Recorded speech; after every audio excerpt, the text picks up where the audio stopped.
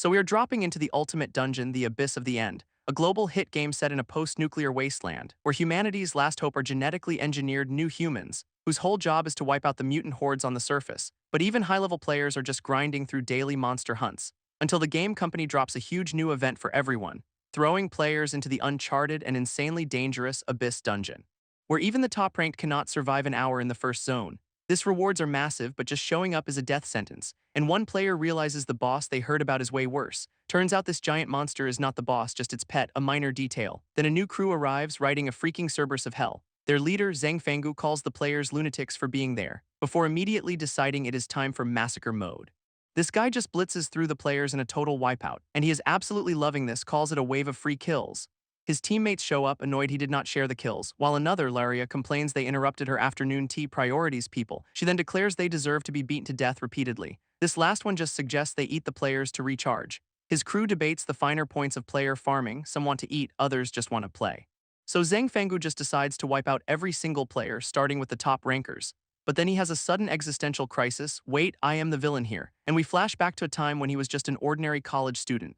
Ordinary apparently means getting cornered by some low-rent bullies for lunch money, with the red-headed leader trying way too hard to look intimidating, who then gets right up in Zhang Fanggu's face, practically begging for a fight. Until he is immediately distracted by some girls walking past, a true intellectual. Except one of them is a teacher who threatens to send them to the hospital for bullying her student, and the goons quickly realize they messed with people who have connections. So they tuck tail and run, promising revenge later, of course, while the teacher asks Zhang Fanggu why he did not just fight back. But our boy just gives a calm smile, asking if they needed something. Just as another friend shows up, relieved he is not actually in trouble. And finally, the pink-haired girl, Yuding, arrives, having been the one to call for help. So Zhang Fanggu gives her a gentle pat on the head as thanks, which makes her blush, thinking he is the kindest person in the world. Her internal monologue, however, is a detailed plan for stabbing those bullies, yikes, while he remains blissfully unaware of her homicidal devotion, just laughing it off. And she reminds him they are a team, needing to game hard for his dad's medical bills. His friend offers to pay for his dad's medical bills, but Zhang Fanggu cheerfully turns her down, saying he has got a job, shouting back that he will handle the money himself, leaving her stunned. This teacher then scolds the girl for her aggressive recruitment tactics, who admits she is just after his top-tier gaming skills, convinced he is the only one who can lead them through the abyss. Even saying his control is on par with the server's one player, Rebellion Kid. In fact, she is sure Zhang Fanggu is even stronger than that legend. With that, the girls all run off, hyped for more dungeon runs, while Zhang Fanggu is back in reality, calculating surgery costs, and on the phone with his mom, he promises he will get the money, flashing back to his dad's accident that left them buried in debt. He has been grinding part-time jobs for months just to scrape by, hoping this next payment will finally give them some breathing room. His gaze falls on his VR headset and he misses the escape of the game, so he decides to log in, getting a prompt for his low-level alt, and he hesitates for a moment, feeling a bit guilty, before pulling up his real account, the LV99 Rebellion Kid. In a flash of light, the legend drops back into the digital world. Because our boy Zhang Fanggu is secretly the top player on the entire server. And yeah, Rebellion Kid is level 99 with completely maxed out stats, because he made a low-level alt just to play with his friends without revealing he is the server's #1, who he is pretty sure would absolutely murder him if they ever found out. And after half a year away, he is surprised to see a new message waiting, which turns out to be a welcome back challenge offering a massive cash prize. His first thought is that it is a phishing scam because who just gives away money? But then he remembers his dad's medical bills, and suddenly the risk seems worth it. So with nothing to lose, he smashes that yes button, only to get zapped by a massive bolt of energy from the game itself, as his character dissolves into data and gets pulled into the abyss for real, waking up in some creepy vine-infested room, totally confused. And he touches his face, realizing he can actually feel things now. Which leads to the classic question, is this a hyper-realistic update or did he get ice-guyed? His eyes glow a menacing purple, definitely not a standard feature, and a look at his reflection confirms the worst, he is a freaking zombie kid. This system then cheerfully informs him he is now a low-class rotting larva for the villain faction, showing off his new level 1 stats, a truly spectacular fall from grace. Apparently the new humans have been busy wiping out all the mutants on the surface. So his new job is to fight for the survival of the monster race against the players, leaving Zhang Fanggu completely stunned that the game's entire alignment has flipped while he was gone. Zhang Fanggu immediately panics, realizing he is now a squishy monster in a world full of players with rocket launchers, and the system drops the bomb. He is trapped here until he saves the entire wasteland, while his dad's surgery is right around the corner. But there is a twist. If he wins, he returns to his exact moment in time, keeping all the loot and power. Our boy starts connecting the dots, realizing this game is way too real for comfort, and the horrible truth sinks in. He's been ice-guyed into an actual post-apocalyptic world. His first quest is to kill a level 32 monster, a gentle warm-up for a level 1 larva. He absolutely loses it. The level gap is suicide, and he is supposed to save mutants by killing them. A handy rulebook explains that mutants he kills just respawn, while player kills are permanent, giving him a convenient XP farm. Apparently, beating up his fellow mutants just makes them like him more, a management style he can get behind. Then comes the ultimatum: accept this suicide mission or be deleted from existence, no pressure. A flashback to his dad in the hospital reminds him exactly what is at stake. With that motivation, Zhang Fangu steels his resolve to grab that prize money. He recalls his glory days as the server's top player, ready for a new challenge from the villain's side. For a pro like him, this is not a death trap, it is an adrenaline rush. He is all in. With a sarcastic good luck, the system boots him into an abandoned city building to fend for himself. He notices it is peak gaming hours, yet there are no players anywhere nearby. Based on the environment, he deduces he is deep underground in a high-level zone, the abyss of the end.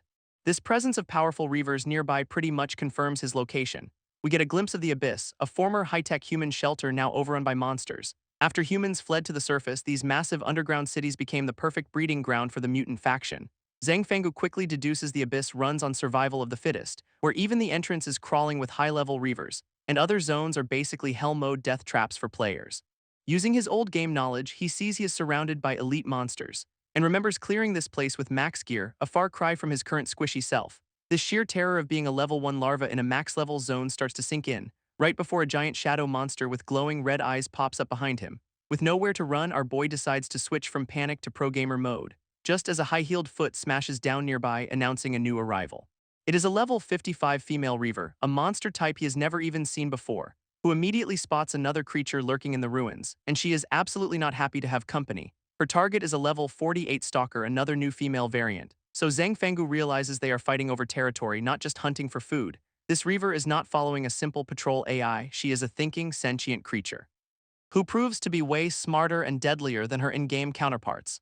But our boy sees an opportunity in this new, complex behavior, as the reaver easily overpowers and defeats her rival. With the stalker's HP hitting 0, the fight is over in an instant, so Zhang Fenggu summons a mini-bike and taunts the victor time for a little chaos. This reaver absolutely loses her mind, roaring in pure rage, and she is now in hot pursuit of our tiny gremlin on a tricycle. But Zhang Fenggu knows his speed advantage is a joke against her massive strides.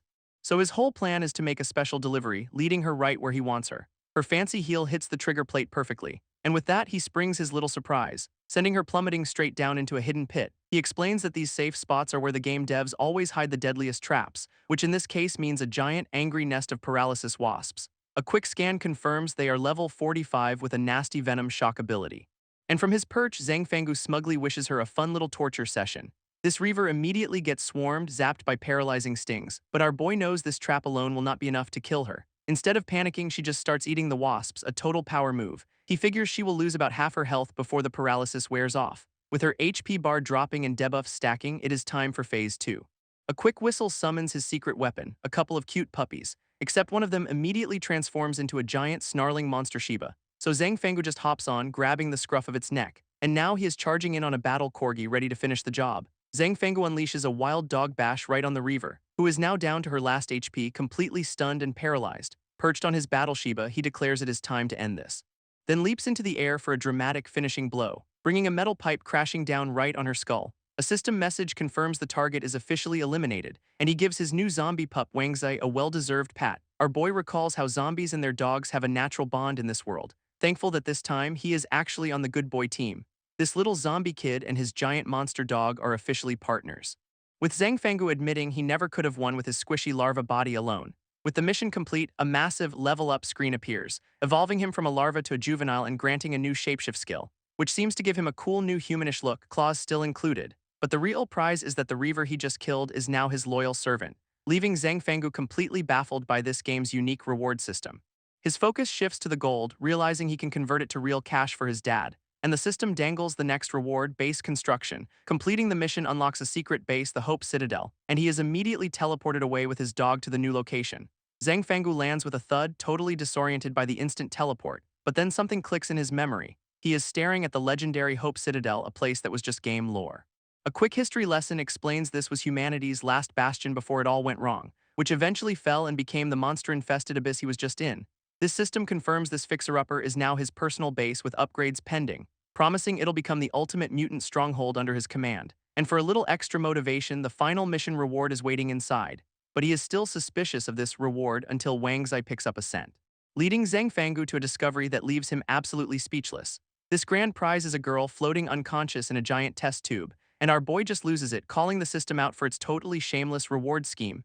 Meanwhile, back in the real world, one of his gamer friends is taking a break, just chilling in her messy room after a workout. She glances at a photo of her old guild, including Zhang Fangu's alt account.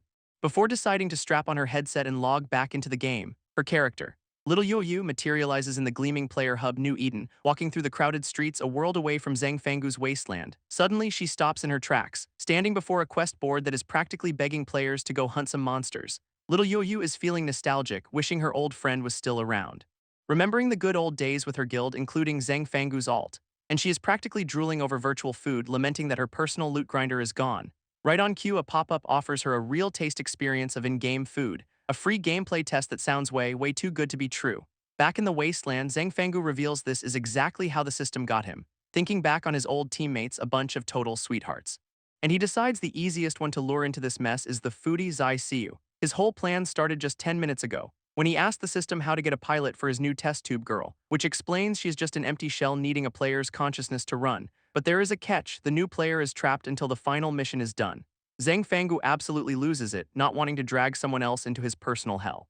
Until the system clarifies their real body is safe, it is just their mind getting ice-guyed, and they will also return to their exact moment in time, which makes him feel a little better. This system then dangles another shameless reward, promising a whole zombie army, which is so over the top our boy gets a nosebleed and tells it to get on with the plot. So he sits down to scheme, wondering how to bait his friend without just using food.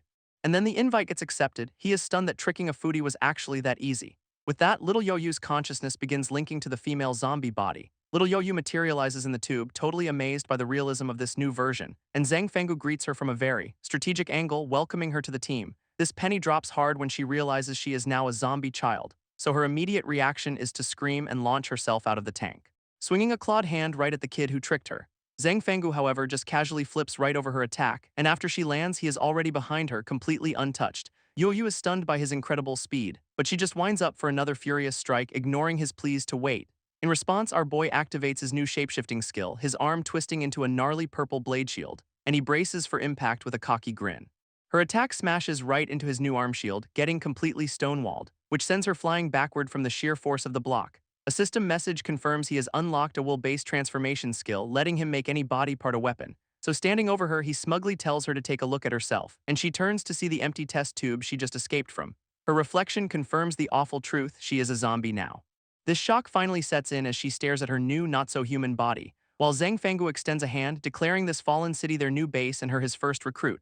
Zhang Fangu explains his master recruitment pitch, a tragic sob story about the mutant clan, but the real clincher was promising free food, a bribe she simply could not refuse. This system rewards him for successfully tricking a player with gold and some very cultured outfits.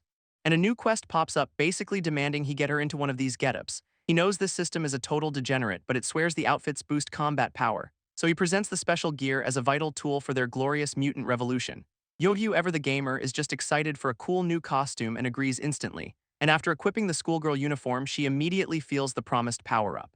Zhang Fangu gives a smug thumbs up, seeing his new soldier is shaping up nicely. Completing the quest gets him a pathetic 5 gold, but raises her affection, teasing a future fusion skill. She is still thinking he is just a super realistic NPC, while our boy is losing his mind internally, until a very real hunger pang hits her, something that definitely should not happen in a game. Right on cue, Zhang Fangu offers her the local cuisine, raider tentacle skewers.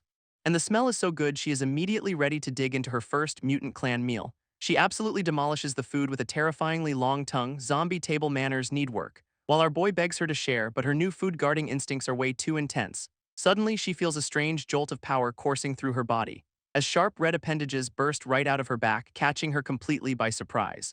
A system window confirms the snack just triggered an evolution, granting her a new tentacle strike ability. And now she is standing there with monstrous new limbs, wondering what the hell just happened.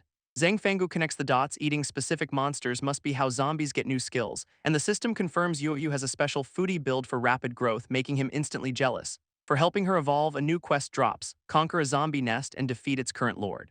Their destination is a sprawling, overgrown ruin, a whole new biome to explore, and they arrive at the zombie nest, a creepy forest growing right through the city. Apparently, the outskirts are a zombie food court littered with leftovers from animal kills. Inside, they find a surprisingly organized clan of zombies, not just mindless wanderers, who are even lining up for mealtime, which is just bizarrely civilized for the undead.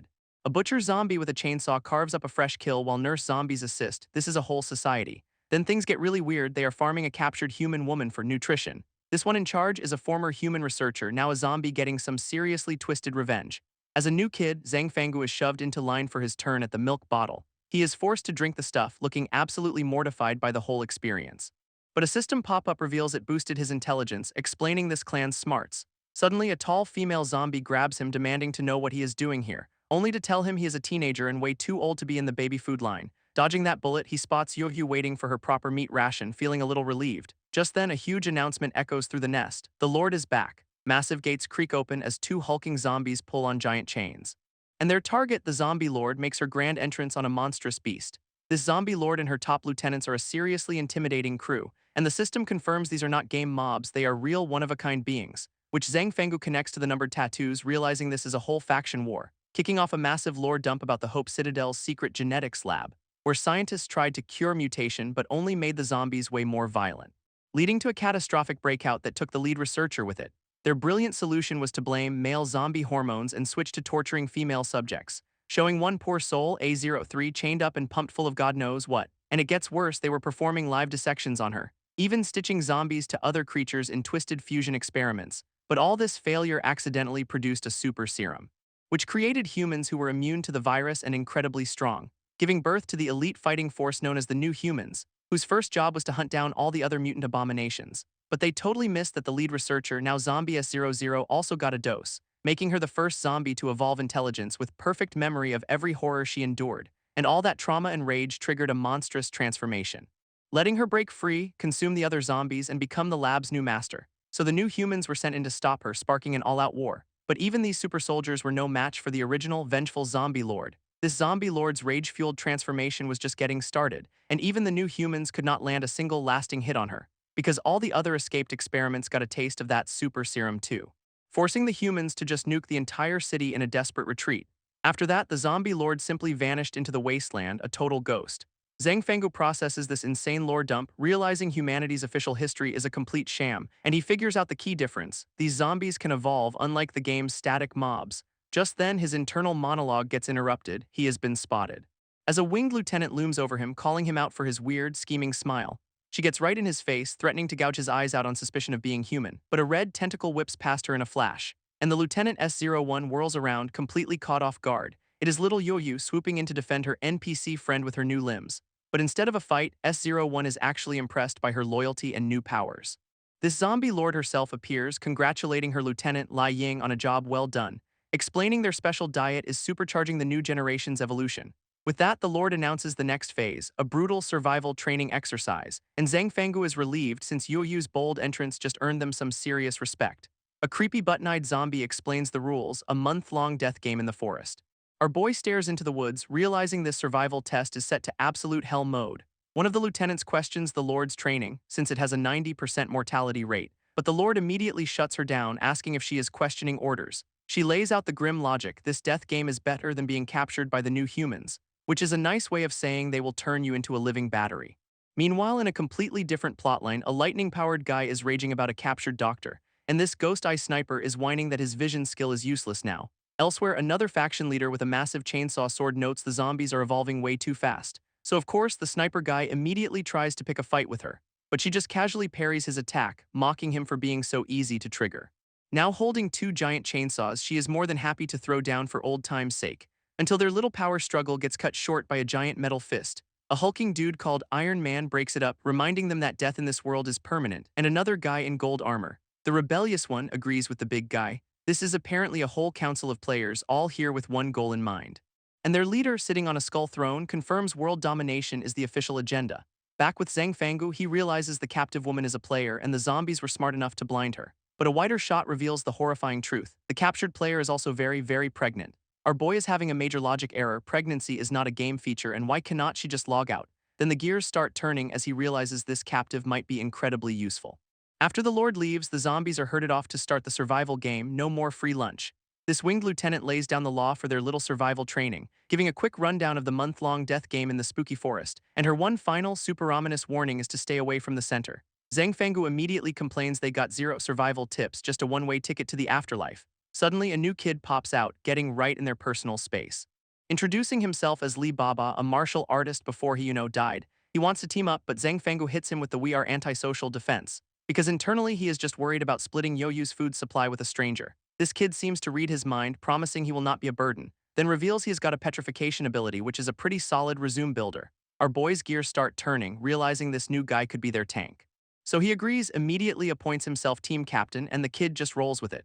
As they head out, Zhang Fenggu tries to get a proper team meeting going, but no one's listening, and the system throws him 250 gold for making a friend, because of course it does. Meanwhile, another team of zombies strolls in, led by a guy who is way too confident, who tells his terrified crew not to worry right before a giant tongue snatches one of his girls. Turns out the outer forest is home to a massive frog monster that other zombies use for bait, and that overconfident crew gets absolutely demolished in seconds, becoming a quick snack for the local wildlife, a brutal welcome to the games. A map reveals this whole place is a tiered death trap, with Area 1 being the designated feeding ground. Zhang Fenggu quickly lays out the zone rules. Area 2 is where the weak get eaten, right as a giant lizard shark gives chase. They find a brief moment of peace in Area 3, which is apparently safer because even bigger monsters live next door. And at the absolute top of this nightmare food chain is the legendary multi-headed King of Thorns. Climbing a massive tree, our boy realizes this whole forest is basically unreleased DLC, even for a veteran like him.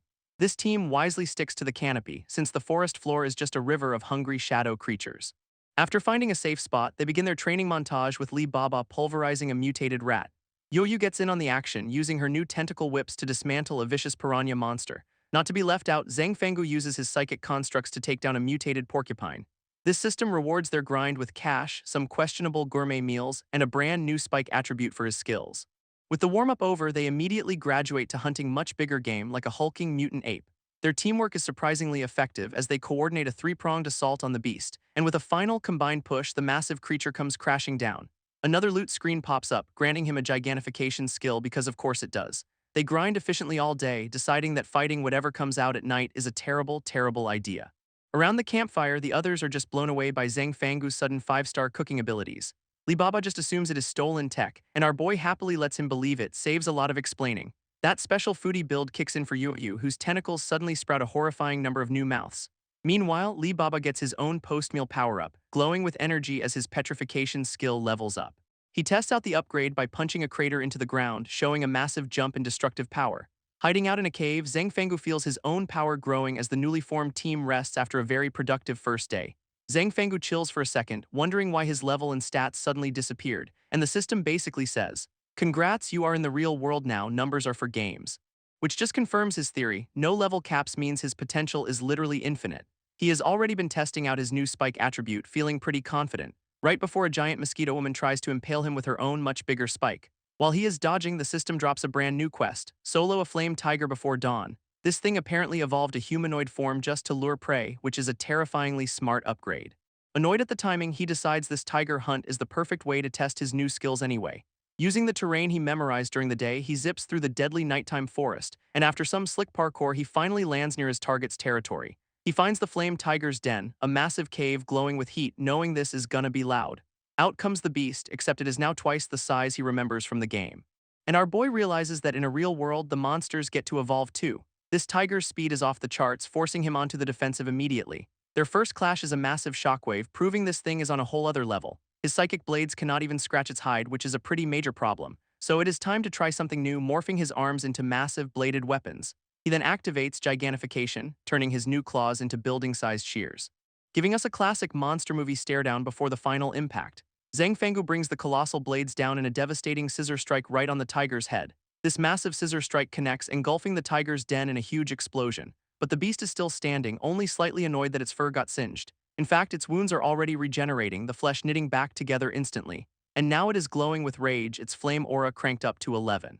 Zhang Fenggu is blown back, realizing this thing's healing factor is completely broken, while the tiger just gives him a smug look that says, "My turn." Just as he is about to despair, our boy remembers he has got one last trick up his sleeve, and he channels all his remaining power into a final desperate attack, using a new skill. Elasticity, he morphs his arm into a spinning psychic drill, which he launches directly at the supersized monster's head. And it actually works, completing the quest and dropping a ton of loot. His new skills include Beast Tongue, so now he can get lectured by animals before he kills them. He lets out a sigh of relief, finally able to relax after a very stressful solo mission. That peace lasts about 2 seconds before the entire cave starts collapsing on top of him, as a claw the size of a truck smashes down from the ceiling. Turns out he did not just kill a random monster, he killed the kid and now the whole family's home. This entire tiger clan is here for a little chat about what he did to their son, and Papa Tiger starts charging up a revenge fireball to end the conversation early. But just as he is about to fire, another tiger leaps in, screaming she will save him, by brutally impaling him from behind, which is a very questionable rescue tactic. This family reunion gets weird as the new tiger immediately betrays and attacks the old one. And Zhang Fenggu just watches the chaos, wondering how many more boss fights are on the schedule today. He is mostly just bummed he has to destroy such valuable monster parts for a mission, a true capitalist. Now he is facing down a whole trio of elemental tiger gods, fire, ice, and lightning. Out of nowhere, another white-haired dude with a giant blade shows up to crash the party, who then summons a massive, tentacle-wrapped rock wall splitting the battlefield in two. With the humans partitioned off, the lightning and ice tigers go right back to trying to murder each other, their clash shattering the very ground beneath them in a flash of light, sending both beasts flying back from the raw power of their own attacks. These two are left completely stunned, having absolutely no clue what is going on anymore. Looking down, Zhang Fenggu reveals this was his plan all along, calling them ingredients for his hot pot. And just like that, he gets a massive loot drop, absorbing their thunder, ice, and metal attributes. His skill tree is now officially ridiculous, with more add-ons than a fast food order. A month passes, and our team has clearly mastered life in the killer forest. Back at the entrance, the silver-haired lieutenant assumes every single zombie has been wiped out, while her winged partner agrees, admitting she'd lost hope for those two little brats. She even recalls a strange vision of Yoyu's true form but dismissed it as nothing. At that exact moment, Yoyu snaps awake, sensing a powerful presence deep in the woods. This lieutenants feel it too, wondering if a survivor is actually approaching. It is Yoyu, alright, except she has had a serious evolution and is now marked as a T02 model. Yoyu feels it first, a presence so overwhelming it could paralyze you with fear, and her new, terrifyingly elegant final form is on full display, which is enough to startle even the normally unflappable Lieutenant Zio, whose crew is just as confused about what could possibly rattle their boss. Another lieutenant, a brawler type, spots movement coming from the forest, as something massive carves a path of destruction straight through the trees.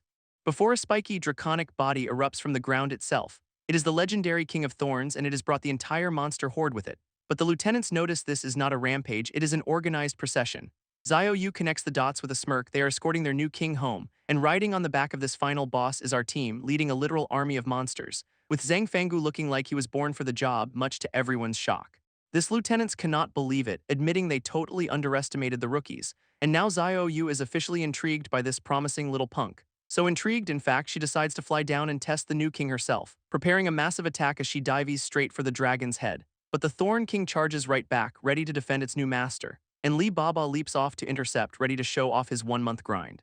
He unleashes a fully powered petrification fist, a massive cannon of an attack, which she meets with a fiery counter, impressed he got this strong so fast. Zio easily deflects his punch, mocking that he is not even close to her level, and their clash erupts in a massive pillar of light, tearing the ground apart, leaving Li Baba face down in a crater looking like a half-finished statue. But before she can gloat, Yoyu dives in with her own furious assault, her tentacles lashing out as the lieutenant notes she is faster than the last guy. Seeing her friends get wrecked has Yoyu absolutely seeing red, so she unleashes a full-power energy blast, screaming that it is unforgivable. This attack actually lands, encasing Zio in a spiky purple cocoon, and Yoyu just stands there, wondering if that was really all it took. This scene then cuts to a chibi fantasy of her playing with her new cocoon toy, which is adorable. Of course, the shell immediately shatters, revealing a much more demonic version of the lieutenant, who just gives a smug little grin, completely unimpressed. She counters with a hypnotic soundwave, calling out Yoyu's lack of strategy, knocking her out cold before catching her midair for a forced nap. That is when Zhang Fenggu finally steps in, blocking her path in a new draconic form. Holding the unconscious girl, Zio notes he's been waiting for his turn, and gently places Yoyu next to Li Baba, claiming she did not hit them too hard. With no more interruptions, she grins, ready for the main event to finally begin. Zhang Fenggu powers up, his aura flaring with intense purple energy, and in his full monster form he is told to use everything he has got. This is the real test. Zio suggests a change of scenery for their fight, and Zhang Fenggu is more than happy to oblige. Zipping through the air so fast the other lieutenants can barely even track them, and their clash is just a chaotic blur of purple and red energy across the sky, with every single strike sending out massive shockwaves, until Zio smirks, announcing that the warm-up is officially over. She unleashes her Hell Demon Seal, getting way more serious and a lot more spiky, her form shifting into a hulking demonic powerhouse crackling with raw energy. And towering over him, she unleashes the so-called power of the night, which results in an explosion that probably registered on a seismograph. She smirks, saying he has got potential but needs a good thrashing to learn his place. But Zhang Fenggu just catches her giant fist with one hand, telling her she has got it all wrong. He is not here to be her student, blasting her back with a massive energy beam, an attack that sends her crashing headfirst into the dirt, not a great look for a lieutenant. Our boy looms over her, eyes glowing, ready to drop a little lesson of his own, his aura flaring up into a silhouette of pure, unrestrained power. He's not a follower, he is a leader, unleashing the power of the dragon, revealing his brand new Thorn Dragon King armor form, and all that training for the past month is about to pay off in one devastating attack. He fires off a dragon's roar, a massive beam of pure draconic energy. And Xiao Yu recognizes it instantly, realizing he is using the Thorn King's own power.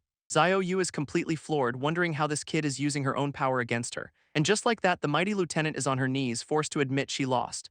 Zhang Fenggu powers down, telling her she will be a monster in the future, but today's not her day. Then he drops the ultimate power move, offering her a new job as one of his commanders. She is absolutely furious, insisting she only lost because she let her guard down, a likely story. Our boy just smirks, adding that he only used a tenth of his strength to win. This little tidbit of information completely shatters her composure, so much so that her demonic form poofs away, revealing a tiny chibi version of herself. A quick status check confirms his skill list is now officially ridiculous. And he scoops up the tiny ex-lieutenant, who now suspects he is some kind of magic corpse. This triggers a flashback of her old leader and trusting her to lead the others, with the little demon Xiao Fu begging her not to leave them all alone, but the woman just walked away, forcing the leadership role onto her. Back in the present, Xiao Fu realizes this new guy is way stronger and could give them a real chance, so she formally bows, asking her new lord to please lead them. This system immediately makes it official, declaring him the new lord of the zombie horde. With business settled, she asks the million-dollar question, how did he even beat the Thorn Dragon? Zhang Fenggu just grumbles that the whole thing was a setup by the dam system. He flashes back to beating the Tiger family, which got him a ton of loot boxes and new skills, only for the system to trigger a hidden quest to kill a dragon in 24 hours, because of course it did. His secret weapon was not skill, it was pure gacha luck from a loot box, a whole stack of clone cards. He explains that to beat the dragon, he just ripped open all 6 blind boxes at once. And just like that, he summoned an entire squad of himself, ready to go. Facing the Thorn Dragon, he admits one of him would get wrecked, but 7 of him is a different story. His clone army, all decked out in draconic armor, prepares for the ultimate beatdown. And turns out he works perfectly with himself, unleashing a perfectly coordinated attack, who knew? The dragon distracted, Yu Yu and Li Baba jumped in to help wrap things up fast. But right at the critical moment, his clones started to despawn, their time limit expiring. So Li Baba offers the only logical solution, boss, use me as a weapon. Even Xiao Li the bird gets in on the action, transforming into a massive stone golem, which Zhang Fenggu then uses as a living hammer for one final decisive blow. With a single, earth-shattering swing, he knocks the dragon out cold. And the system declares him the winner, granting him control of the Thorn King and its entire forest.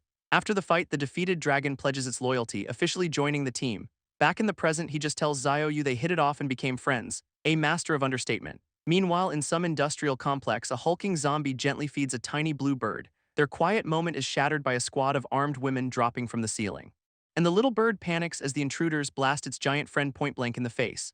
A chaotic battle breaks out, with the squad easily handling the lumbering zombies, their leader standing over the fallen, calling them pathetic and revealing they are hunting an undercover agent. This squad leader stares down a fist the size of a small car, completely unfazed. As the giant zombie roars that it is starving, a truly horrifying combo, and promptly takes a bite out of one of her squad members. One down, and it is already eyeing her for the main course. But she is way too fast, easily dodging a ground-shattering slam, noting that her fancy tech weapons are basically just tickle machines to this thing. So it is time for Plan B, activating her new human power, complete with a pink glow-up, and she zips in to stop the monster from eating another one of her crew, unleashing a Gale Step Mirage that hits it with a dozen afterimages at once. This attack works, and the zombie's spirit just kinda floats away, problem solved. Meanwhile, the undercover agent is found, chained up and very, very pregnant. This squad leader appears, and the agent calls her Wind Shadow, thinking she has been saved. Yeah, about that, this is not a rescue, it is an execution order for her and the zombie baby. Wind Shadow wastes no time, putting a gun to her head and pulling the trigger, only for it to be smacked away at the last second by an unseen party. She is left completely stunned, her hand a bloody mess. As a new guy on a giant armored boar shows up, eager to test his skills on her, he leaps into action, unleashing a flurry of claw strikes while calling her pretty, a bold move. This guy is amazed that zombies can talk, while she is sure her skills will crush him, which is immediately proven wrong as she is blasted back, minus one arm. This clawed attacker taunts Wind Shadow, saying she cannot afford one mistake. As a flashback shows a massive beast man roaring about instant death, his underling offers to feed him the pregnant agent as a bonus, great HR policy. But the clawed guy from the fight steps in, taking over the situation. With her captors distracted, the agent shatters her chains, but she is completely broken with no will left to even run. She just begs her rescuer to end her suffering right there. But he smirks, revealing he knows she is a player who can just respawn. This completely floors her. How could a mutant possibly know about game mechanics?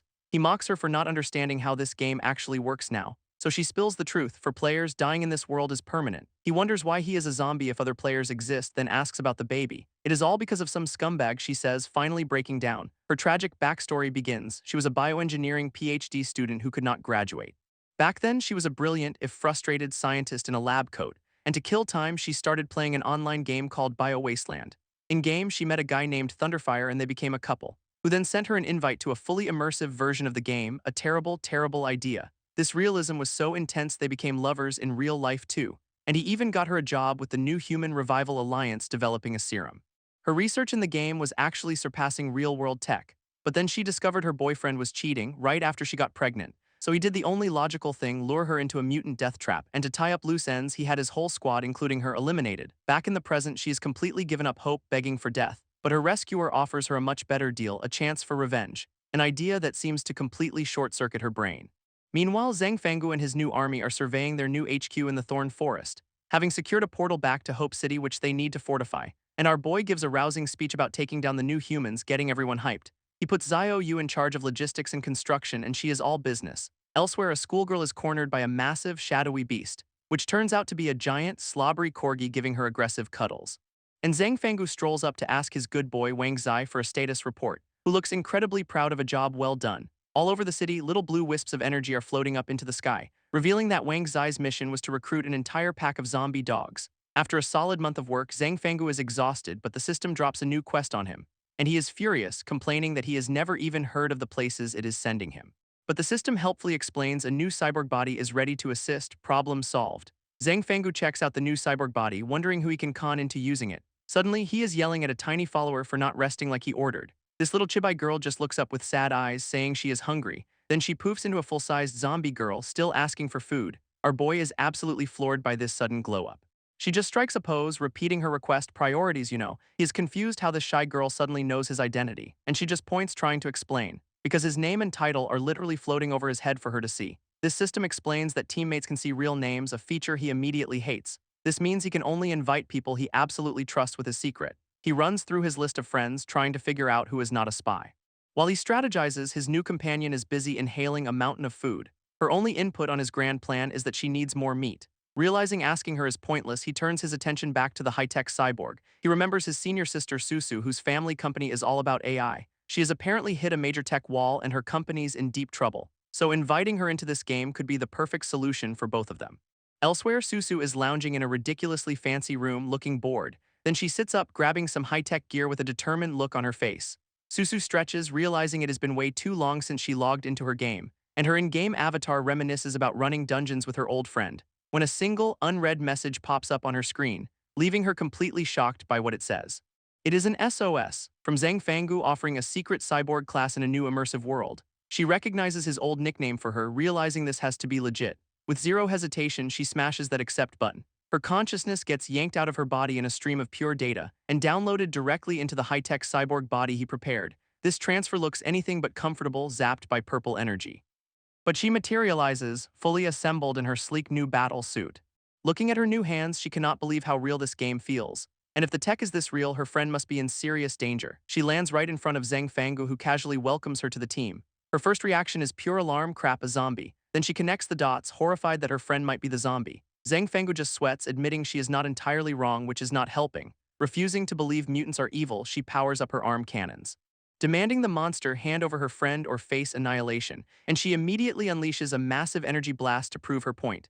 Zhang Fanggu easily blocks her massive blast with a shield of his own, leaving Susu stunned. He is so strong and ready to go all out, but Siyu pops up out of nowhere, wrapping Susu's arms in red tendrils.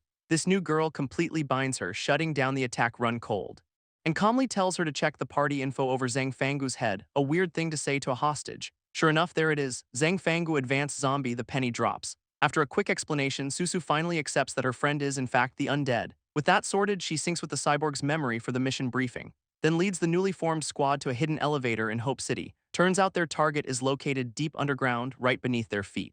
This elevator plummets down as the temperature skyrockets, getting a little toasty. So Siyu pulls them all in clothes for protection, wrapping the group in a big spiky purple hairball shield. It is a cozy, if slightly claustrophobic, ride down to the bottom. Finally, the elevator stops and the team steps out, ready for anything, except for the wall of water that immediately smashes through the doors. Suddenly, the entire facility is flooded and they are all just floating there. So Zhang Fanggu puts Susu in charge of their new submarine adventure and she is on it.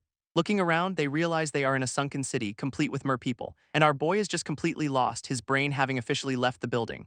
Zhang Fanggu is floored to see mutated merfolk straight out of the game's lore, and a whole school of them surrounds him, confirming they are terrifyingly real. Their initial welcome quickly turns monstrous as one bares its fangs. And this not-so-little mermaid gets right in his face, ready to attack. He recalls the game guide, they are not strong alone, but their numbers are overwhelming. This whole squad is now completely surrounded by the underwater horde. So with no other choice, Zhang Fanggu powers up to fight back. Susu immediately goes on the offensive, her cyborg body zapping merfolk left and right, and Siyu joins the brawl, lashing out with her own powerful attacks. But then the entire swarm just freezes, looking absolutely terrified of something else. As the merfolk flee, Susu's sensors pick up a massive creature approaching. Of course, it is a legendary mutated megalodon because there is always a bigger fish. Even this giant shark gets instantly wrecked by a massive red tentacle, which drags it off into the darkness toward a pair of glowing red eyes. This real boss appears, a colossal titan squid that makes the megalodon look like an appetizer. This thing's suction is so powerful it starts inhaling the entire team, and Siyu wakes up inside the beast, completely disoriented. Zhang Fanggu calmly confirms they are inside the octopus, acting like this was the plan all along. They have found their destination, the legendary ghost ruins, somehow located in the squid's stomach. This team figures humans tried to sink the base and this squid just accidentally ate it. Stepping inside, Zhang Fanggu is immediately confused by what he sees.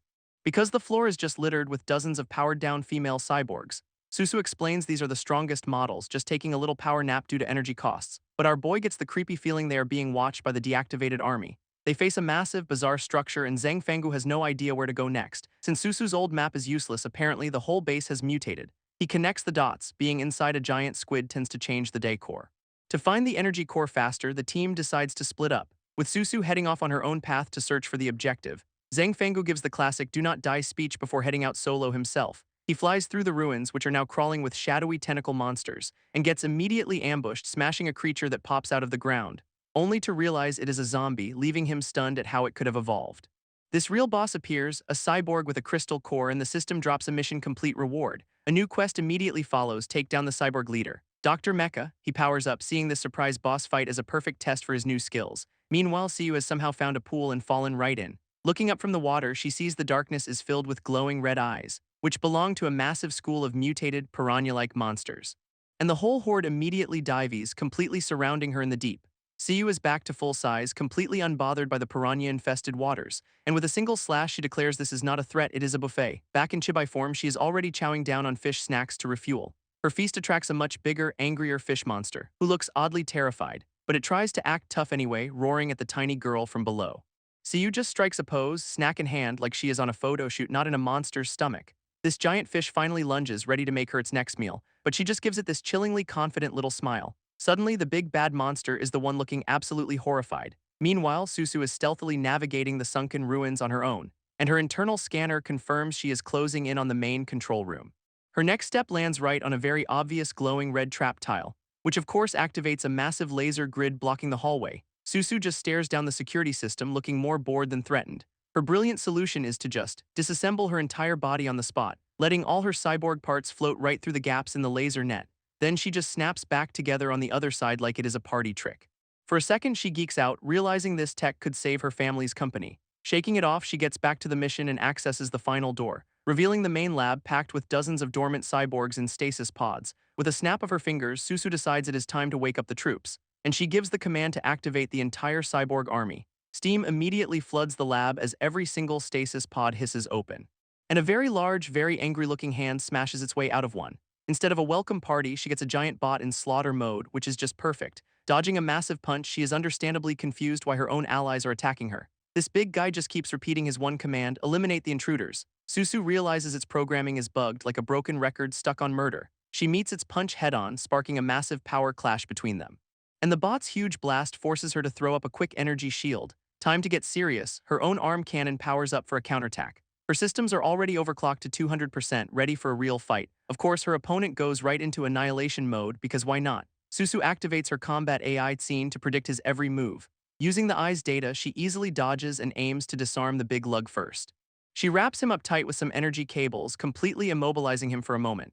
Even tied up, the bot just keeps screaming about intruders, bless his simple little CPU. With the big guy pinned, she prepares to perform a manual system reset, which apparently involves ripping his head clean off. Problem solved, she thinks. But then the detached head's eyes flicker back on with an ominous blue glow. This headless bot reboots, totally confused about his new freedom. Susu smugly explains she just fixed his little murder-everything bug, and he is shocked to see her, calling her a prototype unit, which is news to her. This big guy gets all pensive, signaling a classic exposition dump is on the way. In a flashback, he reveals their creator, Dr. Guangya, and the original prototype in a tube. Turns out, the cyborgs were first built to haul around giant, glowing energy crystals for humanity. Over time, they leveled up from delivery boys to a full-blown cyborg legion. But humanity got paranoid zombies would steal their tech, so the whole legion got exiled. All the most advanced systems were first built into the prototype Susu's model. She was basically the bleeding-edge guinea pig for every new upgrade. After the rebellion, the prototype vanished, and he guesses the kill switch was a gift from their creator. We see the good doctor programming another bot, looking totally trustworthy, of course. This bot laments that their own creator is the one who exiled them and installed the murder protocol. Susu decides they will just have to go find this doctor for a little chat themselves. Right on cue, their conversation is interrupted by a giant metal boot. A whole new squad of angry cyborgs drops in, all stuck on the same kill intruders setting. Her new buddy confirms hundreds of them have this bug. It is a feature, not a glitch.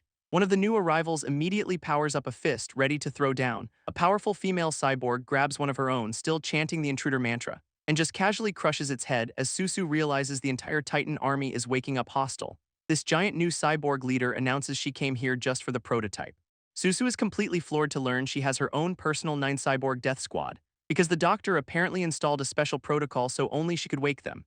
This giant bot pledges to follow her, basically becoming her new bodyguard, and Susu, wasting no time, immediately has a very important job for her. Meanwhile, Zhang Fanggu is throwing a massive punch at the cyborg boss, which lands squarely on a big, squishy tentacle, not exactly a solid hit.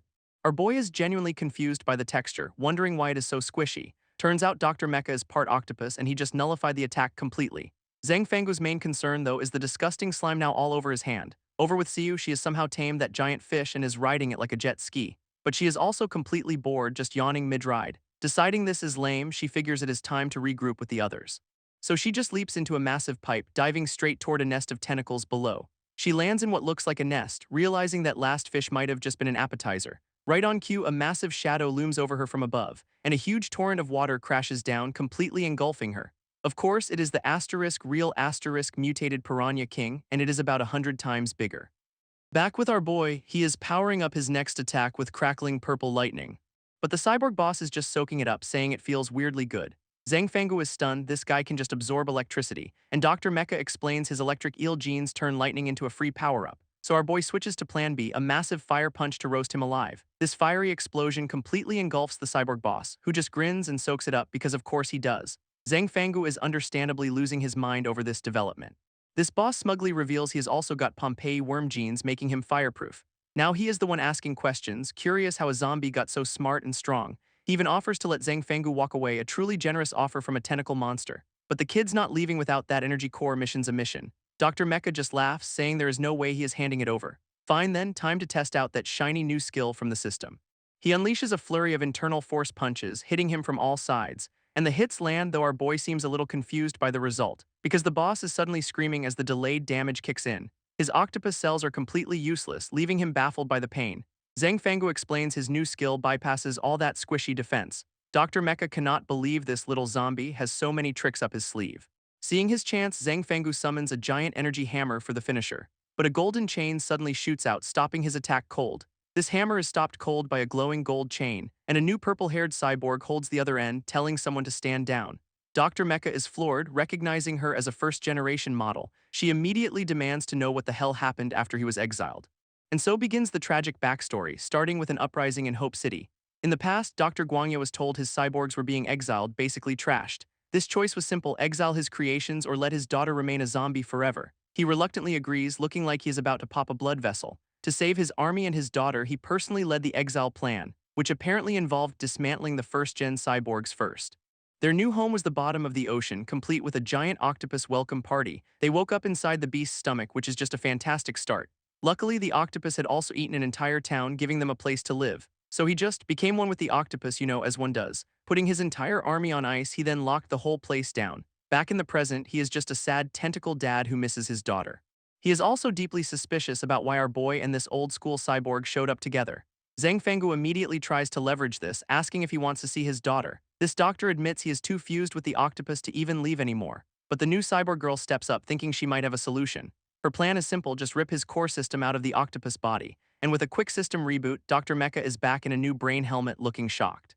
Because it actually worked, he's got a brand new bod, abs and all. She also helpfully uploaded all the world's historical data into him, including, most importantly, everything about his daughter, total blackmail material. He sees his daughter's file and the sad dad emotions kick right in. So naturally, his first move is to punch a wall because feelings are hard. Turns out he is furious the new humans are strong enough to have woken his daughter up.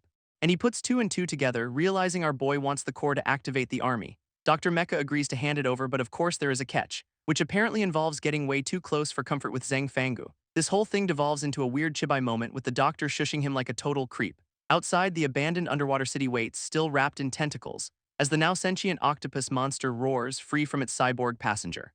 Their giant squid chauffeur basically gives them a ride out, saying its job is done. Our purple-haired cyborg asks the obvious, is not he coming to see his daughter? But he has got important business to take care of first, standing dramatically on the octopus head. Then comes the classic dad move, entrusting his daughter's safety to Zhang Fangu, and with a final reminder of their deal, the doctor walks off into the gloom, strapping on a visor and telling them to go win the war for him. Back in Hope City, the team delivers the energy core, mission accomplished. Plugging it in sends a massive surge of power through the entire facility, and a giant beam of light signals that the lights are officially back on. This system doles out the rewards, gold mystery boxes, and a big job well done. Zhang Fangu checks his stats, feeling pretty good about his upgrades and new cash flow, while the system helpfully explains he can cash out, but maybe he should save for the new premium shop. He is shocked to see his balance, then even more surprised by this new game store feature. Turns out it is an exclusive shop for mutants, selling everything from skills to spaceships. One of the top-tier items is a mutant primary evolution card, basically a level up in a can. He scrolls through the options, realizing everything costs a fortune, including a literal nuke-powered tank. Deciding to be a good son first, he plans to pay his dad's bills before asking for another mission. This system immediately drops a new quest, find a player for the Zero Queen's body, whatever that means. He is a little confused by the new player part, staring at the woman in the tube, but then a horrifying realization dawns on him, he completely forgot Siyu. Speaking of Siyu, she is back at her own base with that giant fish she tamed. She is trying to feed the fish corpse to her pet piranha king. Big bow, like it is a puppy treat. Something massive just snatches the snack out of the water in a flash, leaving her wondering why her pet is suddenly eating with such gusto. She calls out for Big Bao, leaning over the water to see what is up, only to be met by a giant, shadowy beast with glowing red eyes, and that is definitely not her baby anymore. A new cyborg dude is watching this whole mess, wondering if Siyu ate his pet piranha. He quickly connects the dots, realizing she must be one of Zhang Fangu's people. Siyu, for her part, is just passed out upside down on the giant fish monster's head. This guy figures she went berserk from absorbing too many piranha genes, and he is kind of impressed. Deciding she'd be a useful asset, he prepares to calm her down with some weird energy waves. Meanwhile, some red-haired jackass is living it up at a club with two ladies. He is trying to sweet-talk one of them back to his room with the promise of evolution secrets. And it is working because now he is planning an all-nighter with both of them. What a guy. Right then, his private room door gets absolutely demolished, which makes him furious, lashing out with fire whips and demanding to know who is interrupting. His rant is cut short by a hand grabbing his entire face. A new blue-haired woman has him pinned to the ground like he is nothing. She looks down, completely unimpressed, and asking if he really thinks he stands a chance. This guy, however, seems thrilled to see her, calling her sister Guangling. She asks why he always has to make things physical, clarifying she is not the one here for him. Stepping out from the shadows, the real boss makes his entrance. Red Hair's tone changes instantly, calling the new guy Ghost Eye boss and trying to suck up. This boss is not playing, warning him there will not be a next time if he fails again. This guy is baffled, unable to believe his best fighter lost to a bunch of zombies. And then the awful truth starts to dawn on his face. Ghost Eye Boss is absolutely laying into Red Hair for partying while the world burns, and he explains that zombies are evolving with powerful new leaders popping up. So a new mission is on the table. Guangling will lead a team to clear out a zombie nest. Their other objective is to capture a zombie leader alive for some good old-fashioned research. Switching scenes, we are back in the real world on a quiet, moonlit night. One of Zhang Fangu's friends is asleep with her VR gear on, dreaming about her missing squad. Inside the game, her avatar Meteor Shower logs in, ready to find her people. She wanders the neon city, feeling lonely and missing the days with her crew. Her anger boils over, blaming the jerks who bullied Zhang Fangu and hospitalized his dad. She makes a quiet vow to find whoever was behind it all. Nearby, two other players are gossiping about her return and the new zombie threat. One guy is desperate to awaken his powers, but apparently it is an invite-only party, and right on cue, Meteor Shower gets a brand new email notification. She taps open the message, probably expecting some guild spam. Instead, it is a classic trap, a message saying all her friends have been captured by a villain. Her first thought is just perfect. Is this a scam? Back with Zhang Fangu, the Zero Queen in the tube suddenly lets out a huge sneeze. He is completely thrown because since when do zombies catch colds? Our boy is just internally hoping his lame excuse works on her, thinking she is easy to trick. but she seems to hear his thoughts, looking down at him with a very confused huh. Meanwhile, a new girl in some wild insect armor gets zapped into existence, her silhouette glowing with some seriously ominous green energy. And she is immediately confused, wondering why her class trial teleported her here. Because this high-tech facility feels way too real, she thinks she got scammed. Suddenly, a white-haired guy pops up behind her, making her jump out of her skin, and her first brilliant conclusion is that he is a zombie, which naturally means all her friends were tricked and captured by him too. Overwhelmed, she just collapses, convinced she is the last one left. This guy grabs her, trying to snap her out of it, insisting he is her friend Ziogu, but his intense stare is not exactly helping his case. In fact, she is looking down at him like he is a bug, totally unconvinced. There's just no way she thinks her senior would ever turn into a zombie, so her face twists into a nasty grin as she asks where he hid everyone, demanding he give her friends back immediately, or else she will unleash a whole lot of pointy green justice. Which apparently includes summoning a giant insect monster to tear him to pieces. Ziogu gets a system pop-up, realizing she is not just any player, she is the legendary insectoid queen. She stands there looking smug, backed up by her new horrifying pet. And he remembers the stories. The queen can mentally command an entire swarm to attack. Concluding her fear just instinctively triggered her powers, so talking her down is not an option. This insectoid queen squares up against her own monster, ready to throw down, but the swarm just multiplies, completely overwhelming her in an instant. Zhang Fenggu dives in from above, deciding to subdue her with a massive ice blast, and his cryo-cannon flash freezes the entire insectoid horde solid. Landing in the middle of the ice field, he tries to snap Yuting out of her battle trance, leaving her just standing there dazed as her frozen monsters shatter around her. This confusion hits hard. She has no idea what just happened or why she is suddenly so cold. He tells her to check her team panel, revealing his true identity, Zhang Fenggu, the Nest Lord. It finally clicks and she breaks down in tears, realizing her old friend Ziogu is really here. With everyone calmed down, he and Susu give her the full, terrifying rundown of their new reality. Yuting learns that mutants are oppressed and is immediately, violently pissed off on their behalf. This righteous anger quickly pivots to a chilling plan to feed all humans to her bugs, a natural progression. Zhang Fenggu smoothly interrupts her villain origin story, saying they have bigger fish to fry, and her mood flips on a dime, turning her into an eager beaver ready for the mission. Susu, meanwhile, is thinking Yuting seems a bit timid, which is a spectacular misread of the room. Zhang Fenggu, however, knows a powerhouse when he sees one. Deciding the best use for her is on the front lines, leveling up through combat. Time to cash in, so our boy calls up the system for his reward and a new quest. This system pays out, dropping a cool 15,000 gold for successfully recruiting a teammate. And the next mission is a big one, a preemptive strike to eliminate Guangling and her forces. Zhang Fenggu checks the mission details. Oh great, it is these two clowns again. He leaves city construction to Susu, grabbing Yuting for the new hunt. Meanwhile, in a hidden, very dramatic-looking location, Guangling tells Red Hair they are out of options and death here is permanent. He tries to play it cool, suggesting they team up against some zombies, easy peasy. She is not impressed, asking if he even remembers how their last teammate died. He blames zombie bosses, admitting he maybe kinda forgot to send backup. Guangling just scoffs, telling him numbers mean nothing against overwhelming power. Then she reveals a secret weapon from Ghost Eye, a syringe with totally unknown side effects. Red Hair snatches it immediately, looking way too excited to inject mystery goo. This guy is just thrilled, ready to use his new power-up on some trash, and he jams it in, his face twisting as he declares one shot is all he needs. A moment later, he is a walking inferno, fully juiced up and ready to go. Switching scenes, Siyu finally wakes up looking a little dazed.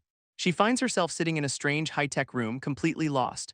Her memory is a blur. She was meeting her friends, then blacked out while eating. Suddenly, a hologram of that cyborg dude pops up to say hello. He explains she went on a piranha-fueled rampage, evolved, and her friends are safe. Siyu just looks down, completely mortified by the whole berserker recap. This cyborg tries to cheer her up, promising a food tour and new clothes, which is not creepy at all. And Siyu is instantly back to her cute, innocent self. What a switch. His idea of a food tour is a dive into a sunken city with a kraken, and as they descend, he explains their destination, the Titan's Abyss. This place is the ruin of an ancient civilization with murals telling old stories, and this guy is convinced all the spooky wall art is 100% historical fact. One carving shows ancient humans with advanced tech like a whole-ass train. Revealing the energy core they have been using was salvaged from this very place. Yet for all their science, they were still worshipping a giant floating eyeball, and their god was, of course, a horrifying tentacle beast slumbering beneath the earth. This entire temple was built to keep the monster fed and asleep with energy crystals, but they worshipped it out of pure fear because this thing could destroy the planet. This real threat was not its size, but the mutant genes it carried, which spread like a plague, turning normal rats into spiky abominations. No one knows where the genes originated, but every major mutation traces back to this one beast. Humanity's nuclear war did not create the mutants, it just woke the damn thing up. After waking, the beast seeded the whole world with its genes, then promptly went back to bed, which is why the planet is now overrun with monsters and everything is terrible. His whole goal is to study these genes to find a cure for someone named Zio Fei, but the path is guarded by all sorts of shadowy horrors. He reaches out, warning her the road ahead is long and packed with monsters. Siyu happily demolishes a giant crab leg and the cyborg is just so over it, as he warns her to stick close because food is apparently a major distraction down here. Meanwhile, Guangling's team is hunting a red-haired mutant with some serious scorpion vibes, who barely has time to react as an energy arrow zips past her head. This mutant dodges with a flash of red energy, desperately trying to fight back, but she is clearly outmatched, landing on the defensive, and a moment later she is impaled right through the chest. Guangling stands over her, knife bloody, complaining this is all getting a little boring. Red Hair, still on his power trip, holds up a trophy kill ready for the Thorn Forest, while her squad struggles to keep up, begging their super-fast boss to slow down a bit. Of course, the team's fangirls are just swooning over Zio Huo's amazing new power. Their celebration is cut short by a massive, snarling zombie dog lunging from the shadows, and one of the squad members gets absolutely shredded in an instant. This whole team just freezes, totally shocked to see evolved mutants this strong out here. So Guangling immediately barks orders, telling them to regroup before they are all picked off. It is too late though, they are surrounded by a whole pack of these evolved zombie dogs. Just when they thought it could not get worse, a giant snake monster emerges from the dark, letting out a terrifying roar ready to wipe them all out. But then some other armored red monster just chomps down on the snake's neck, throwing the whole battlefield into chaos as even more mutants join the free-for-all. Siyu's food tour kicks off against a giant shark monster, of course. And now sporting tentacles, she is a walking buffet. The cyborg is just happy she is eating well, followed by a quick dip in some glowing blue goo to recharge. They finally arrive at their destination, a massive, spooky underwater temple. But inside the place is a total ghost town with no legendary beast in sight. This cyborg looks at a busted statue, wondering if this whole legend was fake. Then its eyes glow a menacing red, because why would not they? And right on cue, disgusting red tentacles erupt from its stone arms. This whole thing transforms into a hulking monster, ready for a fight, immediately trying to flatten Siyu with a massive claw swipe. But the attack just shatters the ground as she easily dodges. In her full combat form, Siyu realizes this statue is the legendary beast. So the cyborg decides to get serious too, deploying some wicked-looking metal wings.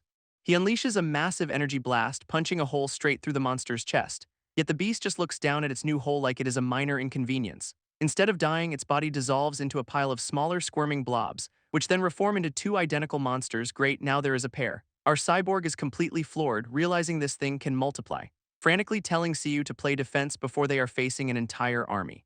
His face says it all, this just got way more complicated. Siyu's full monster form just wraps up one of the statue beasts, and the cyborg realizes her strategy is simple: if you cannot beat it, eat it. Her tentacles just crush the monster into submission, completely absorbing the stone creature in a flurry of blue and red. Then she summons a giant red demon dog to chow down on the other one. Problem solved. Meanwhile, Guangling's squad is completely wiped out and she is wondering who the hell is this strong. A massive alpha zombie dog looms over them, looking like the end of the line. Redhair just laughs, powering up his flame form and calling the beast a mutt. He unleashes a massive fire whip ready to show off, and slams it right into the monster's face with a huge explosion. Guangling has to remind him not to get cocky since his power-up has a time limit.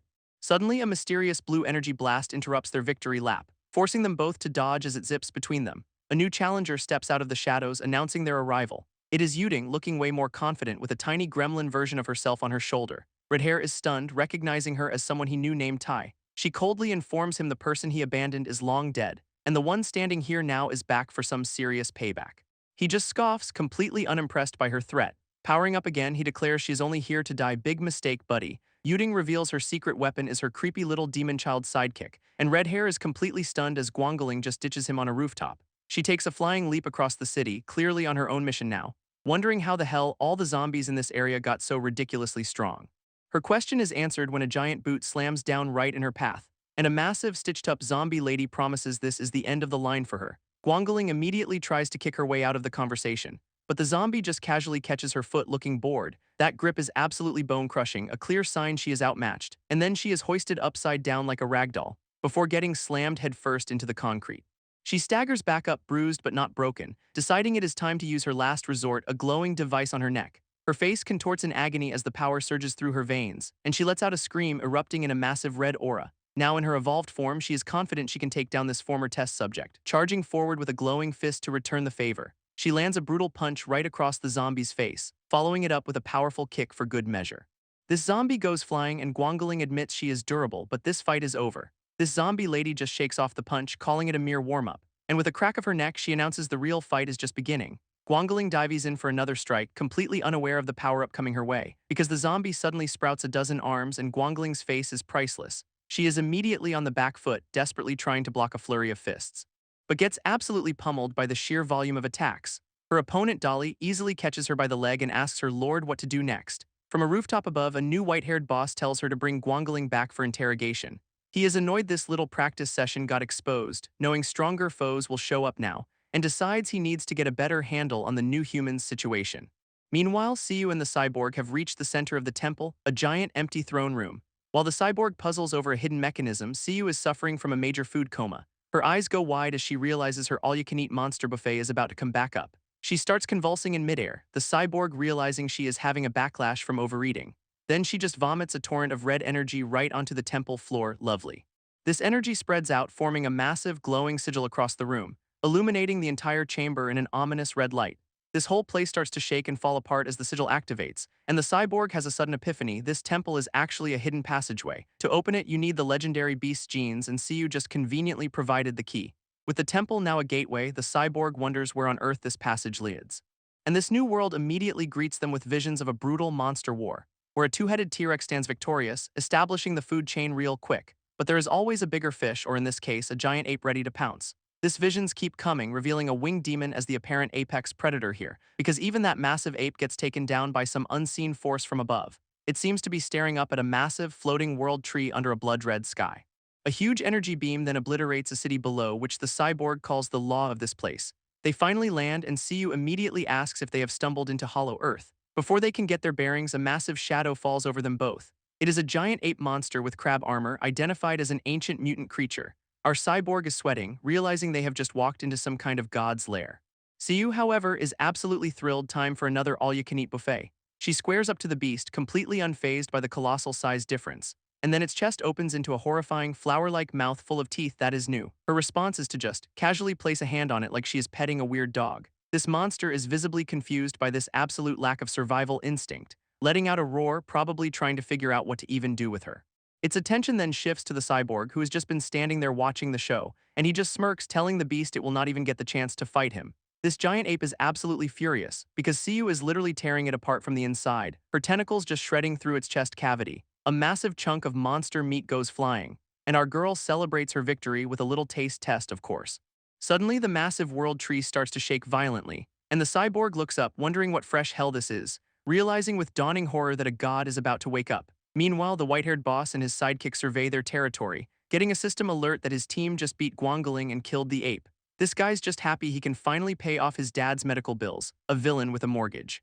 His strategy is clear: training teammates is the key to doubling rewards, but the system warns him the enemy is leveling up just as fast. With a smirk, he decides it is time to get serious about training his crew. Elsewhere, a massive blue explosion rocks the street, with Yuding and her tiny demon child standing completely unfazed. Red Hair cannot believe her little sidekick's fire is stronger than his, whining that he could totally win if he just had an evolution potion.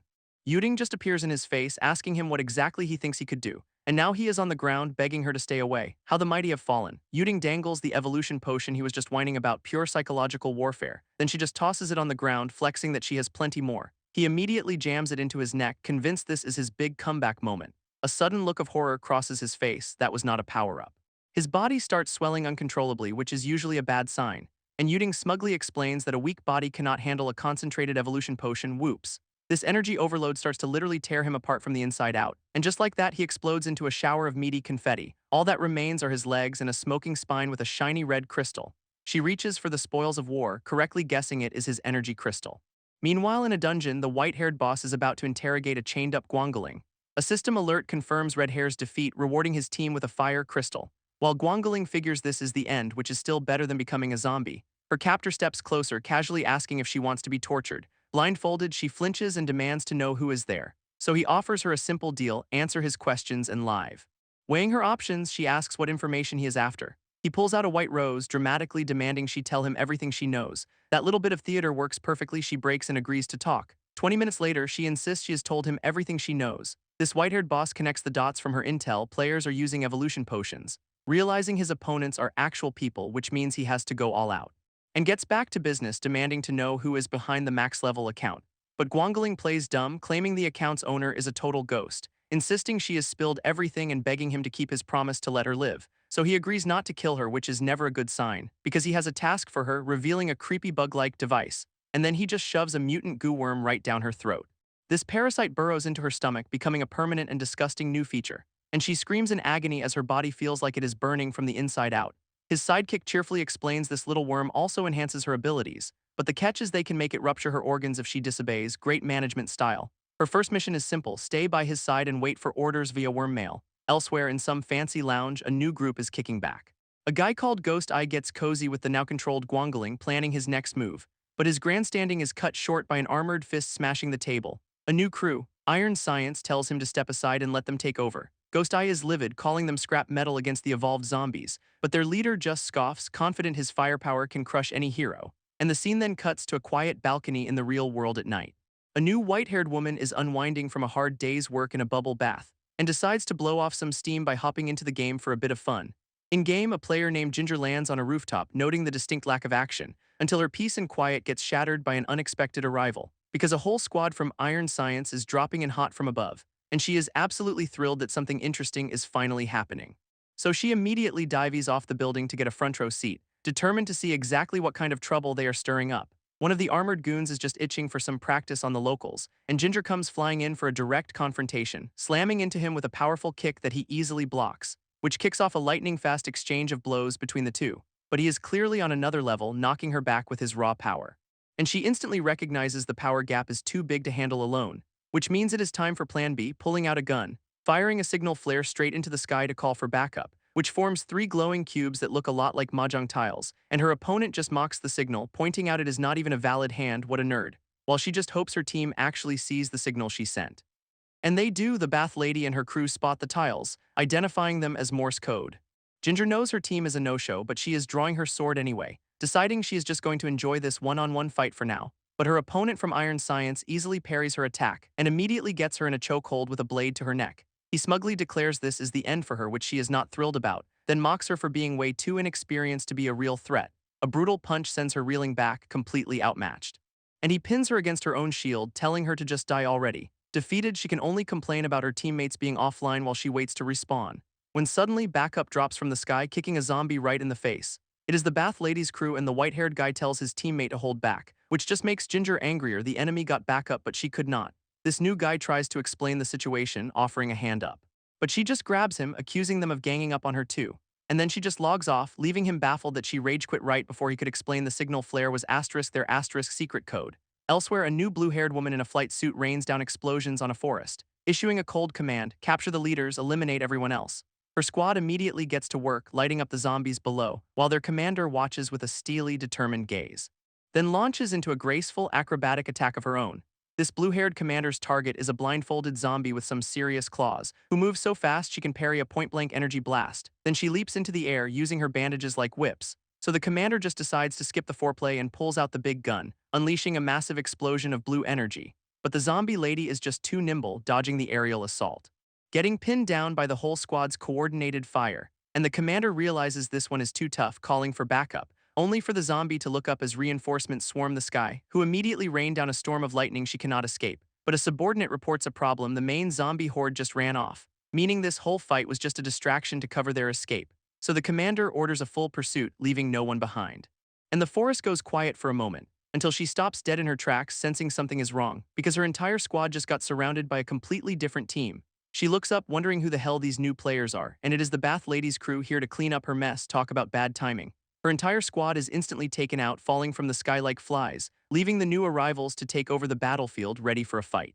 This Bath Lady's crew leader steps up, ready to show off the joy of Magneto, and the blue-haired commander's armor is immediately ripped right off her body, leaving her entire squad floating helplessly as they are stripped of their gear. Back in the real world, the Bath Lady is still chilling, VR goggles on, but she suddenly gasps, yanking off the headset after whatever just went down. She is completely baffled by what she just experienced in the game, still trying to process why that player rage quit on her teammate. Out of the tub now, she realizes the game is evolving way too fast for anyone to keep up. Meanwhile, the white-haired boss is back at his high-tech command center, thinking about how the game's accounts are locked to players via biometrics. He is eyeing the new Human Alliance leader, wondering if that is his asterisk account being used by someone else.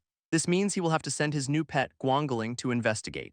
With a flash of determination, his mind is made up.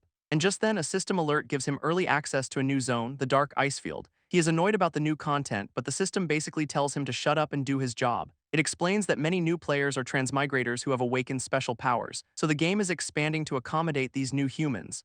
He accepts the logic but cannot shake the feeling that something else triggered this update. This new zone, the Dark Icefield, is now officially on his map, and its local wildlife looks absolutely delightful, just a real charmer. Elsewhere, a new girl is happily chowing down on a giant monster heart, before suddenly erupting in a blast of green, world-shaking energy. And her cyborg companion tells her to calm down as the ground itself cracks open, because he is busy deducing that these stone slates form a map of the world. He is confused about the new Dark Icefield, but she only cares if it has good food, and their conversation is cut short when the entire area starts to tremble violently, as a massive flock of winged creatures darkens the sky above them, which she immediately wants to eat, of course, while he begs her not to get a stomachache. Before they can argue, some seriously creepy cloaked figures emerge from the shadows, descending from the sky like a bad omen with wings. And their leader is annoyed that someone activated the Dark Icefield ahead of schedule, but she quickly dismisses it, prioritizing some ritual for their ancient true god. Her two followers just stand there silently, which is peak cultist behavior, so the cyborg duo waits until the coast is clear, relieved they have moved on, realizing those must be the kinmen of the god they mentioned. His relief is short-lived as a giant hand suddenly snatches him from behind, belonging to a massive, blindfolded kid who is holding him like an action figure, who casually identifies him as a 7th-generation game creature. This giant kid seems genuinely confused about how this little NPC got here, and just holds him up for inspection, looking like he is about to find out what is inside. Siyu, our resident foodie, tries to take a bite out of the giant kid and cannot even leave a mark, while her cyborg buddy screams for her to get back as a massive hand closes in. But it is too late. The giant kid snatches her up like a toy, looking way too interested, and gives her a big all-sniff with his tongue. Personal space is clearly not in his vocabulary. Then he realizes she is the one who ate a judgment guard, which he finds absolutely fascinating. So a sonic attack immediately traps her in rings of red energy, with the kid noting he is impressed her evolved body can even withstand it, before deciding to play with his food later and just dropping them into a portal. A creepy "we will meet again" promise following them down into the abyss, and the duo gets unceremoniously dumped right into the freezing Dark Icefield. After a rough landing, the cyborg checks on Siyu, who is definitely feeling the chill, and it turns out her monster pet actually managed to bite a piece off their captor, which the giant kid examines back on his end, delighted that it is growing into a weird crystal. Elsewhere, a cult gathers before their leader, a winged figure named Grand Duke Abaddon, in surprise. The true god they are preparing a ritual for is the giant kid Aka Satan. Cut to the blue-haired commander's squad getting absolutely dismantled, with the commander herself on the ground staring down the barrel of a cannon, as a new purple-haired woman in heavy armor tells her to just surrender, while her surviving squadmates can only watch, admitting their entire division got wiped out, and the purple-haired victor gloats that the zombies were just a cover for bloodthirsty paradise. And another new player joins the party, ready to clean house with a massive chainsaw, while some dude in bulky armor is eager to test out his new battle suit, so they turn the whole thing into a kill count competition just for funsies. Elsewhere, a woman in the real world feels like something is seriously off, mulling over why a zombie would need to explain anything to her. Unable to crack it alone, she decides to go find her team for help, and immediately asks them if they know what is going on in the game. Her crew, by the way, is one guy and his very attentive female entourage, whose brilliant answer is a collective "we do not know" peak strategic insight, but her gut is screaming that something is fundamentally wrong here. Right on cue, the guy collapses into her arms, whining about how he cannot beat the monsters, so she offers to help him grind, just the two of them, which would normally make him jump for joy. But the rest of his fan club immediately protests, not about to let him go on a date. As they bicker, she is completely thrown by how out of character they all are. And then it clicks, a horrifying realization dawning on her face, as she shoves him back, finally understanding her entire team has been replaced by fakes. Meanwhile, a new woman decides she is logging into the game herself to get answers, spawning into a creepy abandoned lab and immediately sensing this is not right, when a voice from the shadows welcomes her, which is never a good sign, and it is the white-haired boss declaring this is territory, the City of Hope. This new arrival immediately attacks the white-haired boss, swinging a massive energy sword, who casually dodges a kick that would have turned his head into modern art. She realizes he is the only zombie in the room, making this a fight to the death, but he is more interested in monologuing, telling her to just let him talk. She is not here for a chat, demanding to know if he is the one who replaced her entire team, and he just gives her this cutesy face, basically admitting, "Oops, my bad," which is all the confirmation she needs to end the conversation with violence. She lunges in for the kill, only for him to block her blade with his bare hand. This impact sending sparks everywhere, but he is not even flinching, because he was just stalling for his zombie buddies to sneak up from behind. With the trap sprung, he unleashes a massive energy wave that blasts her across the room, and his main concern is that she is going to wreck his precious base. Before she can recover, his creepy purple tentacles wrap around her, trapping her completely. But then she recognizes him, calling him Professor Jiang and revealing her own name, asking why he did not say so, and he is just like, "You kinda tried to kill me first." Now that they are talking, she asks how he became a zombie, and he hints it is a playable class, just as another player, Lin Yuding, drops in to say she was the zombie he is talking about. Turns out she's been chilling on the ceiling this whole time, completely unnoticed.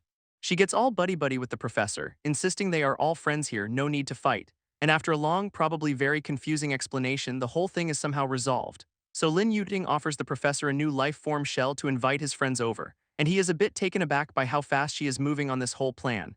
Just like that, a new teammate is being 3D printed inside a giant tube, who emerges wrapped in bandages, looking thoroughly unimpressed with the process. With the new squad formed, Professor Jiang decides it is time for the grand tour. He shows them their new home, which is a surprisingly lush and peaceful forest. Of course, that peace lasts about 5 seconds before an intruder alarm goes off, and a purple-haired woman with a chainsaw is standing on some poor guy's back. This welcoming committee has arrived, and they look absolutely thrilled to be here. This new arrival, number 107, is clearly enjoying her position of power. Her entire crew is locked and loaded, ready to start some serious trouble. She points her comically large chainsaw at the professor, daring him to fight. But our boy just smirks, unleashing his own dark energy, ready for the challenge. His new teammates, the bandaged woman and Lin Yuting, are right there to back him up. This bandaged woman does not waste a second, powering up with fiery red energy. She launches forward at insane speed, a total blur to everyone on the field. Number 107 is completely stunned, unable to even track the attack. In a flash, the bandaged woman has already snatched one of the goons and taken to the sky. This battlefield holds its breath for a single, tense moment, before number 107 retaliates, bringing her massive blade down from above. Professor Jiang's tentacles clash with number 107's chainsaw, and she is actually impressed by the block. Though his attack accidentally snags Lin Yuting in the chaos, whoops. From the enemy side, a woman summons her little nurse, a disgustingly cute healing slug, which slaps right onto her down teammate who is not a fan of slug-based medicine. This little guy gets to work, pumping him full of green healing energy, and just like that, the goon is back on his feet, feeling totally refreshed. Seeing an opportunity, Professor Jiang gives this minion, Zio Li, a chance to redeem himself, who immediately launches a kick at a plague doctor masked woman, yelling about a fair fight. She just dodges and announces they are leaving. So much for that honorable duel, a move that really ticks off number 107, who cannot believe they are trying to run, while Jiang and Yuting mock them from afar, calling them completely unworthy. Meanwhile, the bandaged woman is being held captive, her face covering getting pulled away, revealing she has been tied up this whole time. Just as their big boss arrives, a large man welcoming his suffering children, who are immediately all over him because that is just peak cult behavior. At the same time, a new twin-tailed commander calls in an airstrike with precise coordinates, and her squad in the sky unleashes a massive barrage of energy beams, which slam into a defensive energy shield protecting the forest below, causing a huge explosion that has the professor worried about his real estate. But the commander just scoffs, saying they can rebuild after they kill all the cockroaches. This commander unleashes a massive firestorm, telling them to never return. While on the ground, Professor Jiang gives Lin Yuting a knowing look, and she gets the message loud and clear as their enemies get blasted mid-fall. So Yuting goes full queen mode, summoning her subjects to the battlefield, which turn out to be a swarm of very angry-looking metal-eating beetles, who immediately fly up to give the falling squad a warm welcome. Elsewhere, Siyu is still passed out in the ice field while her cyborg buddy studies his new crystal, until she wakes up, licks the ice, and decides it tastes awful, a true connoisseur. But her super sniffer immediately picks up the scent of actual food nearby, which happens to be a colossal, terrifying ice wolf staring them down. So Siyu instantly goes full monster mode, completely ignoring her friend's warnings, and launches herself straight at the beast, tendrils wrapping around its neck, trying to crush its crystalline armor with everything she has got. But her buddy realizes in horror that her bite is not even leaving a scratch, and worse, the wolf's own bite force is way more powerful. Just as more glowing eyes appear in the darkness, it brought friends, revealing an entire pack of ice wolves surrounding them, which is just fantastic, and the pack immediately lunges in for the kill, with one of them getting a clean bite right on her tendril, which begins to crack and shatter under the immense freezing pressure. Siyu literally drains the life force from the giant ice wolf she just wrecked, getting a new skill and declaring her meal delicious, because of course she did. Meanwhile, Lin Yuting sends her little children out to play, and her swarm of meta leaders descends with one simple order: devour everything. They immediately start munching on the enemy's high-tech armor, leaving the soldiers completely swarmed and screaming for their lives. This one dude in bulky armor steps up, ready to fight a million bugs, powering up his brand new suit and boasting about its fiery capabilities. He unleashes a massive fire punch, expecting to incinerate the whole swarm, but Lin Yuting just smirks, realizing it is time for her babies to evolve. Thanks for the snack. Elsewhere, one of the soldiers screams for her father to save her from the bugs, and father is just sweating bullets, completely terrified himself. What a leader. He gets absolutely shredded by the swarm, which is just a terrible way to go. Back with the fire puncher, he is now surrounded by a bunch of plant zombies, so he starts monologuing about paving the way for the new humans. Then he goes full kamikaze, blowing himself up to take everyone with him in a blaze of glory. But the smoke clears to reveal some dude just casually standing there, completely unfazed. Number 107 looks down from above, realizing this is not going according to plan at all, as the guy she apparently cut in half earlier is back, claiming she only won with a cheap shot, and she actually agrees, admitting she is no match for him without backup. Number 107 stands over her victim, looking like she is enjoying this way too much. While the bandaged woman cuts through the air, a whirlwind of golden energy. But the guy on the ground is already back up, flying in with a taunt about her team losing. He throws a punch that she casually blocks with her chainsaw, telling him to surrender, which gets a hard in your dreams from her. She is not impressed. So it is time to break out the emergency power-up, a syringe full of mystery juice. She catches it in her teeth, calling them monsters and looking absolutely unhinged. Then bites down, shattering the glass to get her fix, and a wave of raw purple energy surges through her body. Emerging with a psychotic grin and a simple demand, everybody dies. With her new strength, she brings her supercharged chainsaw down for the kill. This impact sending cracks of purple lightning across the entire battlefield. Her opponent is struggling to hold on, wondering where this insane power came from, and his own defenses are starting to crack under the overwhelming force. All the while, number 107 is just screaming for him to die, which is very encouraging. Just then, a white-haired dude shows up, casually summoning a massive ice wall, which flash freezes her entire attack, earning him a "so cool boss" from his subordinate. Number 107 is completely floored, her ultimate move stopped cold. She lands on the ground, clearly annoyed that her fun got interrupted. Because now she has to deal with a giant ice monster, and this fight just got a whole lot bigger. His subordinate stops him cold, telling him not to chase them, as number 107 makes her fiery escape, looking completely unhinged. Her backup is seriously impressed by that mystery power-up juice, but tells her to snap out of it before she burns out completely. With his tail between his legs, he admits they have to run for it, because these monsters are way too strong and they need to report back. His winged teammate asks if they should pursue, but our boy says no. Letting them go spreads fear, which should buy his zombie lair some peace. Of course, rebuilding his nest costs a fortune, back to square one, but hey, mission complete. He gets a new skill that lets him borrow teammate powers, and just like that, he gets Siyu's Ice Wolf abilities from across the map. Right on cue, Twin Tails gets a distress signal from a doctor in trouble. So he splits the team. He, the professor, and Twin Tails are going on a road trip. This bandaged woman takes point and the rescue squad is officially on the move. Meanwhile, Siyu's cyborg buddy is hoping his little distress beacon actually worked, as they chill on a giant ice crystal dealing with some serious signal interference. Then Siyu's super sniffer picks up a scent, and you know what that means. She has spotted the Snowfield Titan tribe, which looks suspiciously like lunch. Suddenly, a massive armored figure descends from the sky. And it turns out to be their ride, with the rescue team already in its hand. This bandaged woman worries about poor Siyu, all alone in a strange place. But our boy chilling in the mech's hand is pretty sure she is not the one to worry about, because his system logs show she's basically eaten her way through the local food chain, and yup, there she is, happily gnawing on a giant leg bone, a true gourmet. Their massive transport continues to barrel through the icy wasteland. When Twin Tails gets a blizzard warning, yelling that they need to change course, but it is way too late as mysterious purple tendrils ambush them from the storm. This entire rescue squad gets violently yanked out of the sky, along with some giant armored woman who also gets caught in the trap, as the tendrils wrap them all into one big squirming ball of people, which then gets slammed directly into the frozen ground, and proceeds to bounce across the landscape like a cursed pinball. Inside, it is just a chaotic tangle of limbs and very awkward landings, with the armored woman getting squeezed by the bizarre purple bindings. Our boy is just gasping for air, wondering why his cushion is so soft, until he realizes he has landed face first in the bandaged woman's chest. Oh dear. He immediately tries to pull away, stammering a very flustered apology, but something is pinning him down and she just wants him to get off already. Twin Tails is also caught in the pileup, feeling dizzy from the whole ordeal, and the MC gets a massive nosebleed, thinking his life has been totally worth it.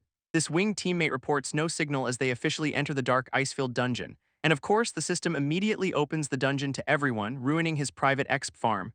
This system basically tells him to suck it up, which he takes with all the grace of a spoiled child. His new mission is to conquer a local tribe and become their leader, a tribe he is pretty sure does not exist. Just then, the bandaged woman hears something massive approaching, and it is not friendly. Turns out massive was an understatement. It is the giant armored woman from the crash just stretching out. So our boy decides this is the perfect time to test out Siyu's shared eagle eye skill. His new vision reveals a whole stampede of warrior women charging right at them. And he realizes this must be the tribe he is supposed to conquer. Twin Tails reasonably suggests they should probably run for their lives, but our boy just smirks, seeing this not as a threat but as a delivery service for his mission objective. So he stands his ground as the entire tribe of giants bears down on him. His plan is simple: beat them all and become their new boss, easy peasy. They completely surround him, a tiny dude in a sea of angry giants. And the tribe stops short, clearly confused by the tiny snack that just appeared in their path. Suddenly, a new player with a massive blade and a creepy grin drops into the scene. He is thrilled to find a fresh zone, seeing the tribe as nothing more than a big pile of exp. Without hesitation, he starts slaughtering the tribe members who were just trying to defend their home. Our boy is absolutely furious, realizing these are other players just killing for points. And he unleashes his full power, declaring the tribe his chosen subjects and nobody messes with his people. He unleashes a massive vortex of power, absolutely shredding the player killers, and the whole battlefield erupts in explosions as the exp farmers get wiped out. leaving our boy standing there with his tentacles out, a total boss move. This giant tribe's chieftain thanks them for the save, but she is not impressed. In fact, the whole tribe gets into a fighting stance, refusing to submit to him. Her logic is simple, only the strongest rules, and he is just a tiny dude. Talk about size discrimination. She explains that a few days ago some monster stole all their food, and now she is blaming his entire race for the actions of one person. Our boy starts connecting the dots, wondering if it could possibly be his gluttonous teammate. And yup, cut to see you absolutely housing a giant bone, living her best life. This chieftain describes the thief as a tentacled monster with a weird appetite, which has the MC sweating bullets. Knowing that description fits Siyu to a T despite her anger, the chieftain admits she is grateful for the rescue, but apologizes, saying they cannot be allies after what happened. This bandaged woman then steps in with a proposal. What if they help catch the food thief? Amir agrees, but only if they can actually deliver on that promise. So with a confident smirk, our boy accepts the quest to hunt down his own teammate. This scene shifts to the imposing gates of the Titan tribe's camp, where a familiar someone makes a very dramatic entrance, and it is Siyu just humming a little tune, completely unaware she is now a wanted criminal. And speaking of the devil, Siyu is out on the prowl for more yummy snacks, while the team sets up the most ridiculously obvious Baitan net trap ever. Twintails is convinced she will not fall for it, but our boy knows his target's weakness all too well. Right on cue, her super sniffer goes into overdrive. She smells food and finds the giant meat, thinking the locals are just wasteful for leaving it out, which is our boy's signal to spring the trap with a triumphant now. A massive net drops from the sky and Siyu is just completely baffled, getting tangled up while still trying to take a bite, and Twintails cannot believe it actually worked. Still clutching her prize, Siyu looks around, utterly confused by this sudden turn of events, until her teammates finally show up to ask what in the world she is doing here. Then the giant chieftain arrives, pointing down and officially accusing her of being the food thief. This whole crew just stares down at their problem child, who is in some very deep trouble. Siyu plays innocent, claiming she just found abandoned food in the snow, finders keepers right. This excuse gives the chieftain a massive headache as she explains that is their refrigerator. But Siyu doubles down, saying it smelled rotten anyway, so she thought it was trash, a truly galaxy brain defense. She then pulls out the puppy dog eyes, apologizing because she was just so hungry. Our boy, however, latches onto that rotten detail, suddenly looking very serious. As she explains, it had a weird, bad smell like expired supermarket food. So Twintails decides to investigate, poking the giant meat with a small scanner, and gets an immediate deadly poison detected. Warning, this food was a trap for someone else. Twintails drops the bombshell that the tribe's entire food supply was poisoned, and the chieftain realizes this is why her people have been getting sick. We see the grim aftermath, with many of her tribe already down for the count. It also explains why her warriors were so weak, getting slaughtered by other players. Meanwhile, Siyu is still in the background, happily chowing down on the evidence. Our boy grabs her, desperately trying to make her spit out the toxic snack, but she just puffs out her cheeks, refusing to part with her precious meal. And with a look of pure ecstasy, she swallows the whole thing. She immediately collapses, and for a second it looks like she is actually done for. But nope, she just evolved her poison resistance, because of course she did. Elsewhere, we cut to a new human base under construction in the dark ice field, where two new characters report to their boss deep underground. They are admitting failure to a guy in some seriously over-the-top golden armor. This golden leader is looking at a holographic map, planning their expansion. His subordinate tries to explain the target area is overrun by zombies they cannot beat. But Golden Boy does not care, declaring the entire world is for humans only. This scene then shifts to a dense, ominous place called the Thorn Forest, where a team of workers is rappelling down into a massive chasm. Inside, it is a full-blown mining operation with people hauling heavy carts, and a very buff woman in a red dress warns them to keep quiet unless they want to attract monsters. This buff woman in red carefully navigates the dark cavern, while her partner, a guy in a red jacket, asks if she has kept them hidden from the zombies. She reports that some other lord is keeping the undead busy, so they are totally in the clear. But he just smirks, revealing he used a couple of idiots as bait to clear their path. Their mission is to open a portal and flood the dark ice field with new human players, and their secret weapon is a custom-made virus that targets all mutant monsters. His grand plan is total monster extinction within a month, very subtle. Just then, the miners below them finally break through the rock, striking something that makes one of them absolutely light up. He yells that they have reached the dark icefield's permafrost layer. Mission accomplished. Except a giant blue vortex immediately opens and sucks them all into oblivion. This entire mining crew panics, getting dragged into the swirling abyss. So much for a payday. This portal then erupts from the ground in the middle of the Thorn Forest, startling a bunch of local zombies who were just trying to do some manual labor. This disturbance is immediately felt by a new girl in some very spiky purple armor, who pinpoints the chaos coming from the west side of the forest. She sends her own monstrous underlings to investigate the situation, seeing this as the perfect opportunity to make a name for herself. Her boss praises her, offering any reward she wants, and she gets an idea. With a very confident smile, she decides she will not be holding back at all. Back with our boy, who is so cold he is wondering if zombies can even get sick. This whole crew finally makes it to a lone cabin in the ice field, where Siyu plays the role of a very creepy nurse, announcing the doctor is in. promptly scaring the soul right out of a patient on the floor. This cybernetic doctor is barely hanging on, desperately reaching for a dropped syringe, but just as his fingers brush against it, our boy grabs him, trying to snap him out of his delirium. Miraculously, the guy pulls through, looking incredibly relieved to be alive, then suddenly rips his shirt off and flexes, bragging that he just invented an antibody. What a recovery. He credits a very confused Siu because her poison snack was the key ingredient. Turns out the poison was a supervirus created by the witch of the New Human faction, a rival scientist with some seriously questionable ethics, who apparently went behind his back to get her genocidal plan approved. This means the entire Titan tribe was just a giant petri dish for her experiment. Suddenly, a loud crash from outside puts everyone on high alert, and the chieftain Amir just collapses as the virus takes hold. They quickly prep the new antibody, hoping it is not too late to save her. Our boy is baffled, asking how he possibly made a cure that fast. So the doc reveals Siu also brought back a little girl who was basically a living mother cell for the mutant gene. It all ties back to an energy core they found, an offering to a god that seems to be the source of all the mutants. This cybernetic doc explains they were all just randomly teleported here, which gets our boy thinking about finding more energy cores to understand the mutations, and he has a sudden, wide-eyed realization. Amir confirms there is a core right in her territory, exactly what he needs. This scene then cuts to the massive, misty thorn forest, where a squad of monster girls are making a very ungraceful landing. Their purple-armored leader quickly spots their target below, and the whole team touches down with a dramatic, ground-shaking thud. They have found a bizarre, giant ice crystal just sitting in the middle of the woods. She touches it, confirming it is frozen solid, truly groundbreaking analysis. Her bandaged companion notes the hole it came from is unnaturally clean. While a stitched-up brawler wonders if a mutant ice tiger is to blame, this bandaged woman doubts it, thinking their boss already took care of that whole family. One wants to smash it, the other wants to report back, a classic tactical disagreement. Watching from the trees, the red-jacketed guy from the mining op decides to see what happens. He is just relieved these zombies are not the ones behind this weird ice storm. His buff partner urges a retreat, but he wants to watch the show first. And the stitched-up zombie is more than happy to provide, winding up a massive punch. She unleashes a devastating blow right into the side of the crystal, and with a triumphant yell she actually starts to crack it.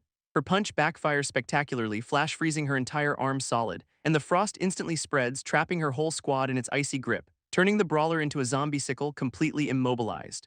This whole team is paralyzed, realizing they are in some very deep trouble. Watching from the trees, the red-jacketed guy sees a golden opportunity. He and his crew swarm out of the woods, ordering the zombies captured alive, and just like that, the monster girls are tied up and taken prisoner. Their new captor plans to use them as bait to draw out the rest of their kind. He leaves his new prizes with the grunts, feeling pretty pleased with himself. But then his buff partner suddenly collapses, writhing in agony. She tries to play it off as just tripping, but she is clearly not okay. Turns out a zombie fed her a goo worm, and it is about to kill her from the inside. Her only hope now is to somehow send a message through the parasite. Meanwhile, back at the cabin, Amir is recovering outside with the team. Our boy asks her directly if there is an energy core in the ice field. This doc chimes in, explaining the cores were ancient offerings to some god, and Amir confirms it, saying her tribe calls them holy stones from their legends. Those legends show her ancestors sacrificing the stones to a winged deity. But when the stones ran low, a warrior named Gyuka found the very last one, and instead of sacrificing it, he forged it into a sword to kill their god. So Gyuka tried to kill their god with the sword, but totally failed. And the god's response was a 1,000-year blizzard across the whole ice field. This storm basically became a giant prison, trapping everyone inside, and that is why her tribe has been stuck there for millennia. She points out they were trapped until he showed up. So our boy asks the obvious question, how did they get in then? Amir reveals the new humans also just recently breached the barrier, when suddenly one of her tribe members runs in screaming for help, pointing out that someone named Ika is in trouble. Elsewhere, the purple-armored girl gets a whiff of something familiar, her seniors scent. This message is coming through her pet mutant goo worm, a mother bug, and she realizes her captured squad sent the message. She is not happy. With a terrifying grin, she vows to make the new humans pay for this. This girl and her bug are now officially on the warpath. Her entire monster cavalry mobilizes, charging through the forest. Meanwhile, the red-jacketed guy gloats to his prisoner about his brilliant plan, using the captured zombies as monster repellent while they march on her home. Back with his crew, the buff woman feels the parasite's pain fade. The message got through. Just then, the ground starts shaking violently, throwing the humans into chaos, and Red Jacket looks up, wondering if the damn storm is following them. Karma's a bit fast today. One of Red Jacket's crew points in sheer panic, trying to get his attention, because a massive glowing insectoid monster is descending right on top of them. This entire human squad freezes, realizing their day just got monumentally worse, and their brilliant tactical response is to scream monster and run for their lives. Seeing the perfect distraction, the captured monster girls decide it is time to bolt. But Red Jacket tries to rally his troops, yelling at them to stand and fight. His whole team then unloads a massive volley of energy blasts at the bug, and the attack lands dead on, engulfing the creature in a huge fireball. For a brief, beautiful moment, they actually think they might have won. But of course it was useless, the bug emerges without a single scratch. So it is back to the original plan, screaming and running away in terror. And who is riding this kaiju but the purple-armored girl looking smug as hell, who taunts the humans, letting them know there is absolutely no escape.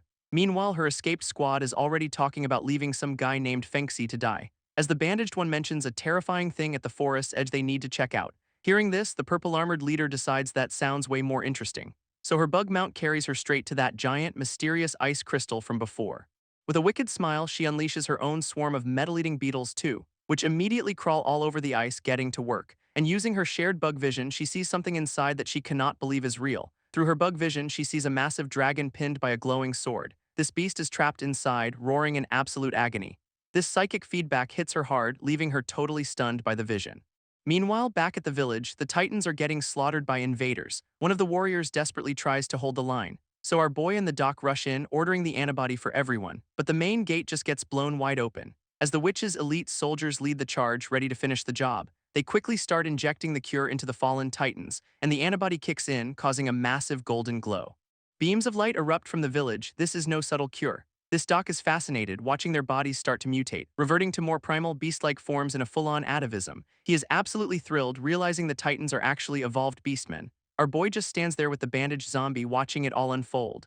Everyone braces as the assault on the gate intensifies, while the doc explains they evolved, losing their beast forms over time. And now this virus is just reversing the whole process. What a great day for science. This gate finally gives way under the relentless attack. In come the new human soldiers, shields up and ready for a fight. One of the witch's elites dodges a storm of blasts, realizing she is totally outnumbered, because the newly reverted Titans are just tearing through the new human grunts. Elsewhere, another elite gets tangled up with some giant, angry-looking worm monsters. And one of the worms makes a quick meal out of a soldier. Yikes. Surrounded, the elite admits they cannot hold the line against these things much longer. But Amir rallies her now beastly tribe, calling them all to battle. Breaking free, the captured elite unleashes some serious firepower on the worms, and her counterattack is a massive energy wave that just vaporizes the enemy soldiers. Meanwhile, the Titans are still transforming, getting even more feral and powerful. Watching the chaos, the Mecca girl wonders where all these invaders even came from. She steels herself, clearly not planning on backing down, and that is when Amir takes to the sky, spreading her massive wings. Suddenly, a new winged fighter joins the battle, raining down purple energy feathers. Below, the Mecca girl looks up, caught right in the middle of the deadly barrage. This newcomer, a white-haired guy with tentacle wings, orders the final push to drive them out. He dives right into the thick of the new human forces, his tentacles whipping through their ranks like a blender, and just one sweep from him clears a huge chunk of the battlefield. But as he lands, he feels something is off. Killing these guys feels weird. Puzzled, he notes their strange deaths as another elite with a giant hammer appears. This winged fighter looks up, completely shocked by what he is seeing. His hammer-wielding partner yells that the invaders are trying to retreat.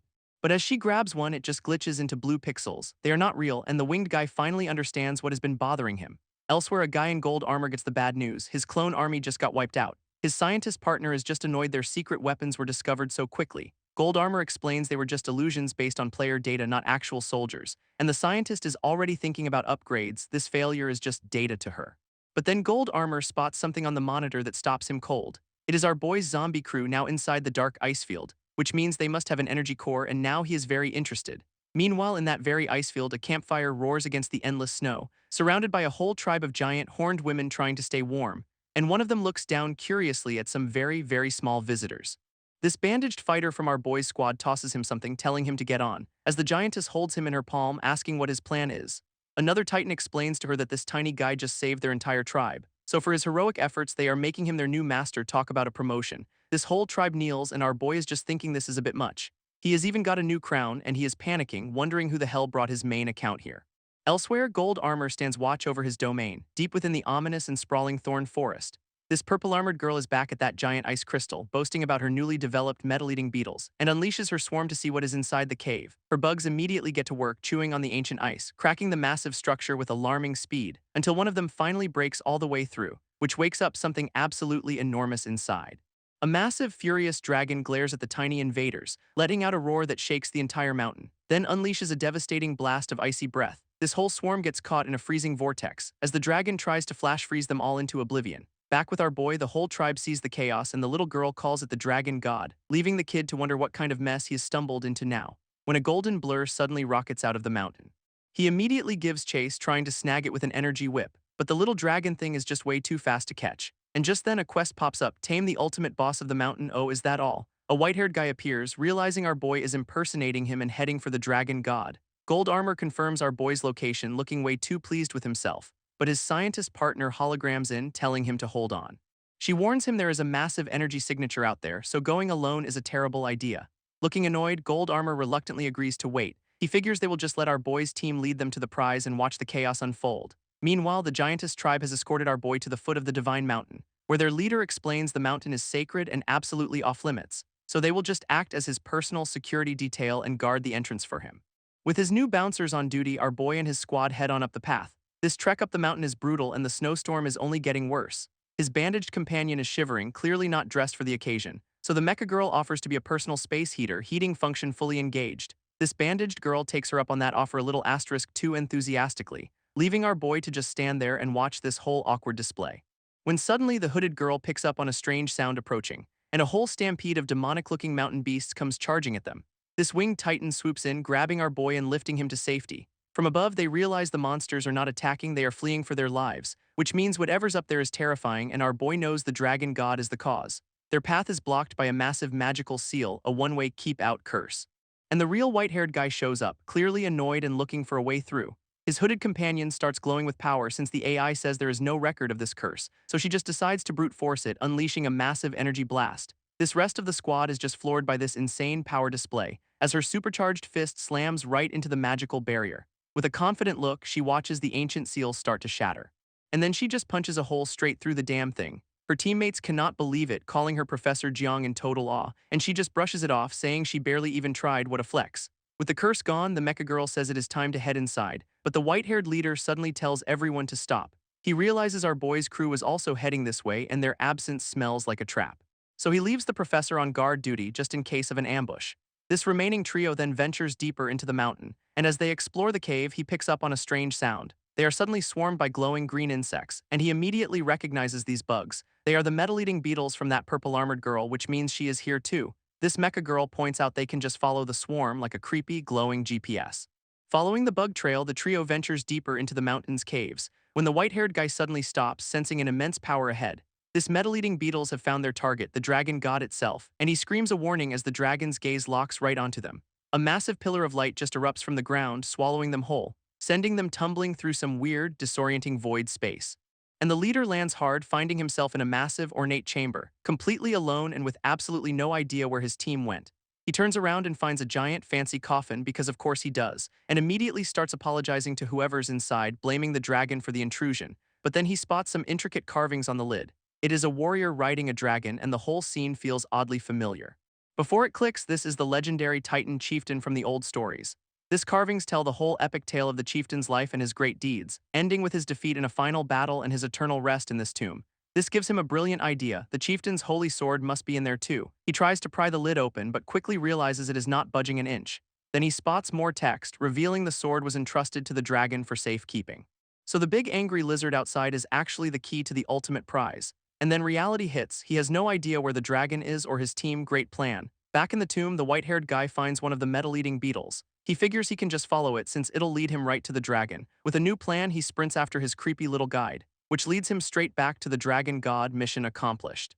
This dude gets way too cocky, taunting the giant lizard he just ran from, but the dragon's glare immediately wipes that smirk off his face. Its eye flashes and the beetle gets zapped into some weird dimension, sending him tumbling right along with it through a psychic vortex. He lands in a crystal maze, realizing the dragon's eyes are a trap, but he is not giving up, telling his bug to start another search. This dragon god just stares, completely unimpressed by this pest. Eyes glowing with pure unadulterated annoyance. So this genius decides to put on a blindfold, thinking he has outsmarted the ancient magical beast. What a plan. This dragon was literally about to let him leave on his own, but now it is just coming to end his whole career. Meanwhile, Professor Jiang is still guarding the entrance, wondering what is taking her teammates so long inside. A strange sound suddenly puts her on high alert, and she spots a tiny figure dropping in for a sneak attack. This purple-armored girl and her companion come crashing down from above. Her friend is clinging on for dear life, screaming about a fear of heights, and they spot Professor Jiang below, yelling for a last-second rescue, which results in them making a brand new crater right in front of her. Professor Jiang just stares down at the heap of failure in the snow, completely unimpressed. She asks why they did not just use the cave, and they immediately blame the dragon god. Her interest is suddenly piqued, asking for a very specific description of the dragon, which makes the bug girl suspicious. How would she know what it looks like? She explains it as like an instinctual memory, an image that just appeared in her head. Shaking it off, the purple-armored girl insists they have to go in and help our boy, so the duo heads into the mountain, leaving Jiang to watch the entrance. Alone again, she is left wondering about the mystery of this ice dragon. When another vision flashes in her mind, a warrior on horseback entering the same cave. Meanwhile, the bandaged girl and Mecca girl suddenly appear, asking the other two how they got out, and the purple-haired girl explains they are all trapped in a disorienting maze. She is furious, realizing they followed the path perfectly but somehow ended up right back here, because the dragon god is actively shifting the maze's layout to keep intruders out. Without her metal-eating beetles, she has no idea how they will ever find a way through. But just then, the bandaged girl offers her help, saying she can find the dragon. With a smirk, she boasts that a beastman's senses are way better than some bugs. This purple-armored girl is completely stunned by this beastman's confidence. Meanwhile, we see how the other team got here, their mecha girl running a systems check, while Professor Jiang gives some last-minute instructions at the cave entrance. And the trio heads inside, completely unaware of what is waiting for them. It is the dragon god, and the white-haired leader immediately goes on the offensive, summoning a massive red energy wolf to ride straight into battle, his hands glowing as he channels all his power into the attack. He launches himself through the air like a missile, but the dragon just opens a swirling spatial vortex to stop him cold. His fiery wolf construct slams right into the void.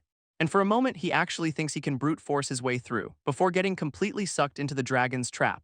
This dragon god counters with a massive beam of pure ice energy, creating a blinding vortex where the two attacks collide. His energy beast is instantly flash-frozen in a giant crystal, which then immediately shatters from the overwhelming force. Unimpressed, the dragon tells him his little tricks are completely useless. But the guy lands with a smirk, realizing the teleport has a cooldown. He just needs to be faster time for a new strategy, and he unleashes a furious storm of purple lightning for round 2.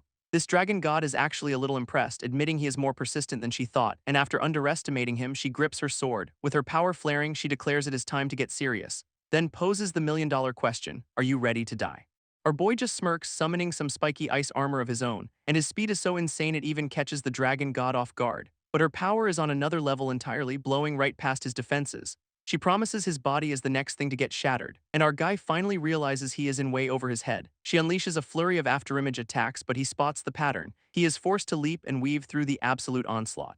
But she keeps up the pressure, relentless in her assault. He tries to counter with a supercharged ice fist, continuing the deadly dance of dodges and strikes, as her blade itself crackles with immense energy, and she finally lands a clean hit, shattering his arm guard. Despite the blow, he is still coming at her, what a pest. But in that moment, he notices something weird about her energy core. Suddenly, he is trapped in some kind of purple energy vortex.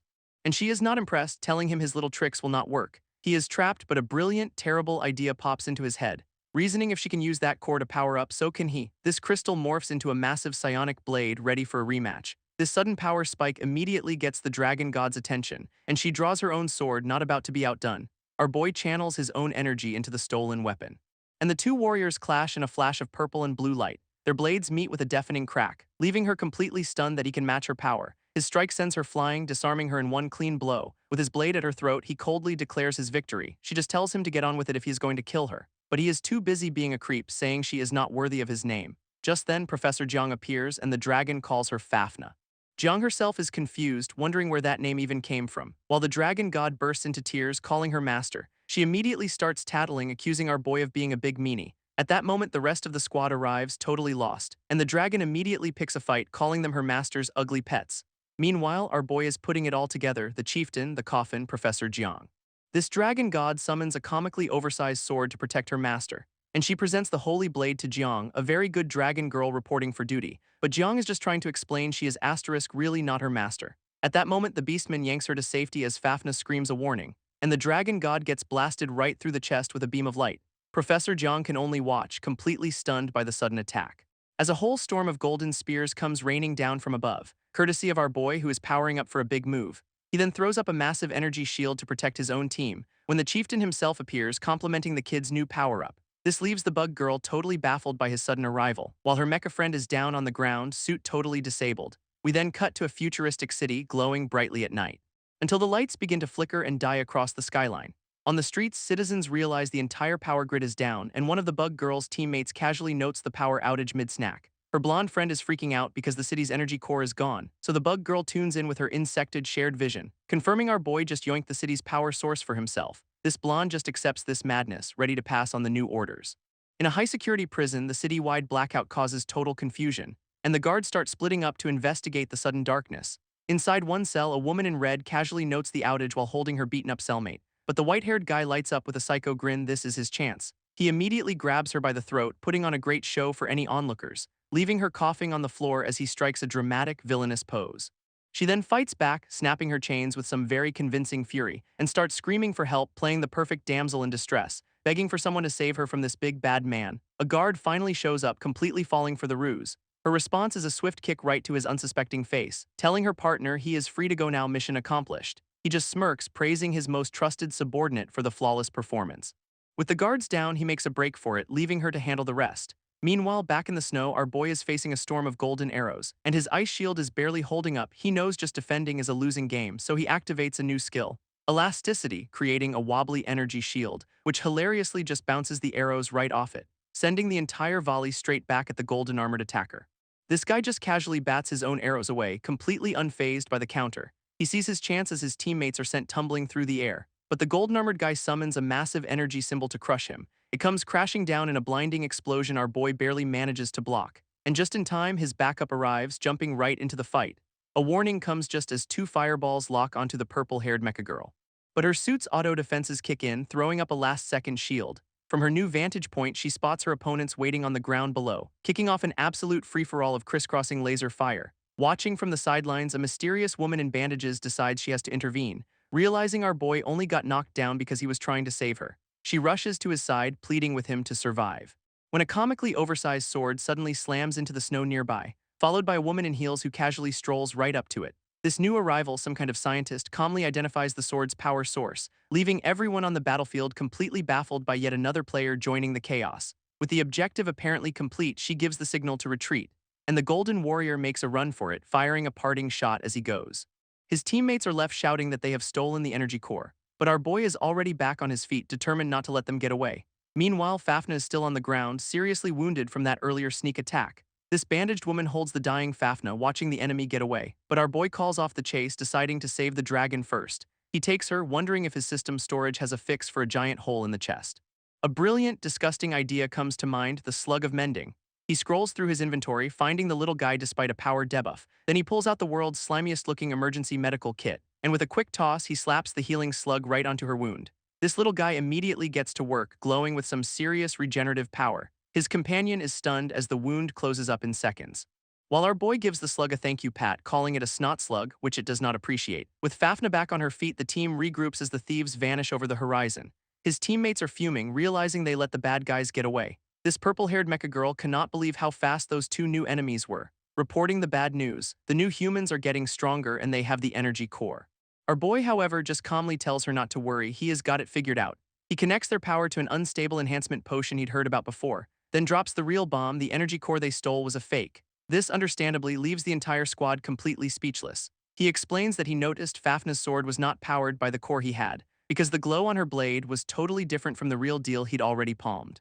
He explains the core he is holding is a shrunken version of the original, theorizing it only unleashes its full power for its true master, which is why Fafnir's sword only lit up when Professor Jiang arrived. His mechapel then asks the million-dollar question: where's the real one? And just like that, the real Fafnir appears, casually announcing she has it. This whole team is stunned she is alive, which she confirms with a smirk.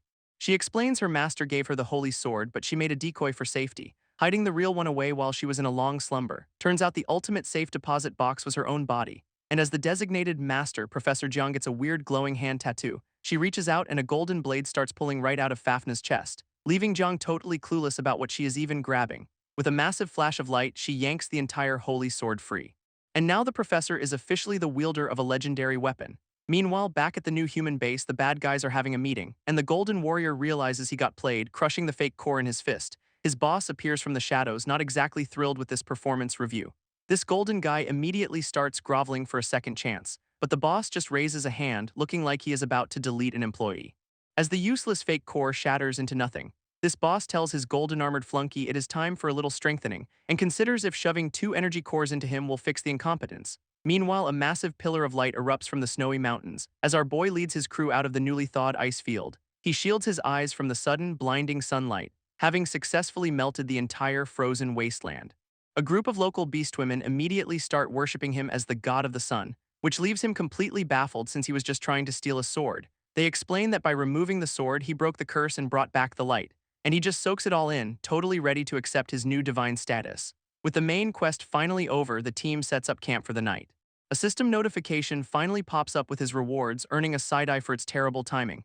He checks the loot and is immediately salty about the measly 50k gold payout, but then he spots a special reward, a teleportation anchor point. He promptly activates it, setting up a fast travel spot right in the village. This new network will let his whole faction zip between locations, a major upgrade. His teammate is thrilled, asking if they can head back to the city now.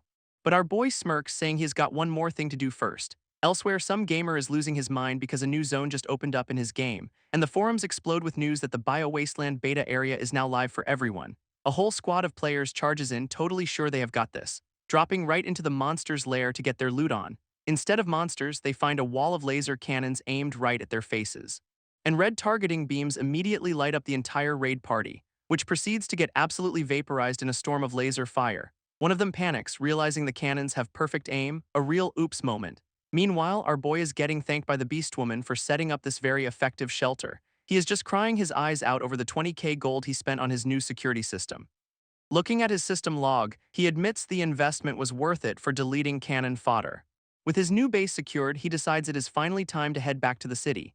He's also got 2 new energy cores to stash somewhere safe, so the Beast Women fire up the teleportation circle he set up earlier, and in a flash of blue light they are zapped straight to the city-state of Hope. Our boy arrives with a huge grin, ready for a hero's welcome, only to find his entire home base is currently a raging inferno. His face just says it all: why is my house on fire? After the flames are finally put out, the real story begins. His subordinate Yuding is in tears, apologizing for failing him completely, explaining she captured Ghost Eye and his partner from the prison break, but they used the blackout to escape and torch the place, leaving her to take the blame. An old-timer shows up, realizing the city-wide blackout is because our boy stole the power core, and Xiaogu just flashes a sheepish grin, basically admitting, yep, that was me. He immediately comforts Yuding, telling her the whole mess was not her fault at all, even praising her for capturing Ghost Eye despite the whole they escaped and burned the place down thing. This unexpected kindness just makes her burst into tears, completely overwhelmed, so she launches herself at him for a massive, grateful hug. A new horned woman appears, looking down on them for using a dragon crystal stone as a common battery. Our boy mid-embrace is like, "Dragon what now? You mean the energy core." She explains that its true name is the dragon crystal stone forged from the planet's own energy veins, which is basically a polite way of saying it is a chunk of the world's soul. This most abundant source, she reveals, is her homeland, the Isle of Mist, home of the dragons, a place where these powerful stones were first discovered and fought over. Xiaogu has absolutely no clue what she is talking about, drawing a complete blank. But the old-timer recognizes the name from ancient legends of a kingdom of gods. Right on cue, the system drops a new quest: go to the Isle of Mist, good luck figuring out how. He immediately decides to check it out, asking his crew who is coming along for the ride, and Yuding's hand shoots up, volunteering to follow him anywhere. This purple-haired mecha girl has to pass since her titan is still seriously damaged. Deciding instead to stay behind with the bandaged woman to study her mysterious body. With the team set, our boy makes the final call on who stays and who goes. Yuding is absolutely thrilled, thinking she is finally getting some alone time with her senior, but her entire world shatters when Xiaogu invites Fafnir to come along for the ride. Professor Jiang convinces Fafnir to go, since she is the only one who can actually guide them. Fafnir happily agrees to whatever her master says, completely crushing Yuding's soul in the process. Then the old-timer scientist muscles his way in, demanding to join for research purposes. And while Xiaogu welcomes the extra brainpower, Yuding is literally chewing on a handkerchief in despair. With the new travel squad assembled, they board a ship and set sail for the Isle of Mist. They wave goodbye to the crew staying behind, who wish them well from the snowy shore. As the ship pulls away, a tiny Chibai Yuding sends a tearful farewell to her beloved Xiaogu. Aboard the ship, a new cat-eared scientist immediately starts cozying up to Xiaogu, talking about her inventions, already sizing up Fafnir as the competition and deciding she needs to make the first move. Xiaogu quickly puts 2 and 2 together. She is the one who created the metal-eating swarm that attacked Fafnir. This revelation leaves Fafnir stunned, realizing her new teammate was the one who almost ate her alive. This cat girl gets right in Fafnir's face, basically saying, "We are co-workers now, get over it." Fafnir, however, accepts the challenge, vowing to work even harder to win Xiaogu's favor. This comeback leaves her rival absolutely fuming and speechless. So she grabs Xiaogu, not at all happy that this dragon is horning in on her territory. This two immediately start fighting over him, with Fafnir dropping the bomb that she wants to have his dragon babies. And to prove her point, she plants a big all kiss right on his cheek. This, of course, sends the cat girl into a state of pure, unadulterated rage. Not to be outdone, the cat girl declares a kissing war and dives right in, which immediately escalates into a full-on tackle. Personal space is optional now. Leaving Xiaogu covered in lipstick, wondering if this much happiness is a death flag. Fafnir and Yuding just stare in absolute shock at this new level of chaos. But the whole love triangle gets interrupted when the ship is rocked by a massive jolt. A giant sea monster attacks and the old scientist helpfully explains they are in its territory. So Fafnir and her new rival immediately team up to fight it, blasting the creature with a huge combined attack. After that little warm-up, the crew realizes they have entered seriously dangerous waters. A map shows their long journey fighting off sea beasts for days on end. And just as they get close, a thick, ominous fog starts rolling in. Xiaogu asks Fafnir if this means they have arrived, but she looks absolutely terrified, confirming they're close but insisting she cannot go with them any further. His danger sense starts tingling like crazy. Right before a massive energy beam shoots out of the mist, nearly hitting the ship. A booming voice calls Fafnir in exile, furious she brought outsiders to their home, and a massive black dragon emerges to confront a smaller silver one. These two dragons face off in the sky, making it clear this is not a tourist-friendly island. Xiaogu, reading the room perfectly for once, suggests maybe they should just go back. But the cat girl steps forward, totally ready for a fight, saying they just need to win. Xiaogu throws up a hand, desperately trying to stop the fight before it starts, telling the cat girl that jumping in will only make Fafnir's situation worse. And looking up at the dragon-on-dragon stare-down, he suggests they do not act rashly. His eyes then lock onto Fafnir's dragon form, noticing it has been mutated by a virus. So he tries to de-escalate, announcing they are just here for research, not a fight. This massive black dragon's eye narrows, clearly not buying a single word of it. And just then, two new horned women appear in a swirl of green energy. They inform the crew that their chance to leave peacefully has expired, so now they are prisoners. This invitation leads them straight into a massive cage where they are told to stay put. Xiaogu, ever the opportunist, figures at least they have successfully infiltrated the island. He immediately asks Yuding to send her bugs out for some recon, much to her delight, and she happily unleashes one of her little babies to scout the area. This mechanical bug zips off into the dark, misty landscape to do its work, revealing a sky full of floating islands shrouded in a thick, endless fog. Yuding explains her bugs can navigate via temperature and smell, which is super handy. Spotting a castle that is clear of the mist, Xiaogu tells the bug to fly in and investigate. So the little scout dives down from the rooftops for a closer look, only to get zapped by a powerful energy barrier protecting the castle. This bug gets absolutely fried by the electricity, barely managing to pull back, but its heat sensor spots something inside a window, a round shape, maybe a dragon egg. With the barrier down, Xiaogu orders the bug to slip through the window, and inside it spots their two captors just walking down a hallway. This little drone follows them right into a massive throne room, where a hooded leader learns that outsiders have arrived for the dragon crystal stone. One of the guards immediately wants to execute the intruders, calling Fafnir a traitor, but the leader shuts that down. They have to wait for the king's decision. Turns out the king is in the middle of a revival, and the whole situation is looking dire, when suddenly the leader's eyes snap open, sensing something is wrong.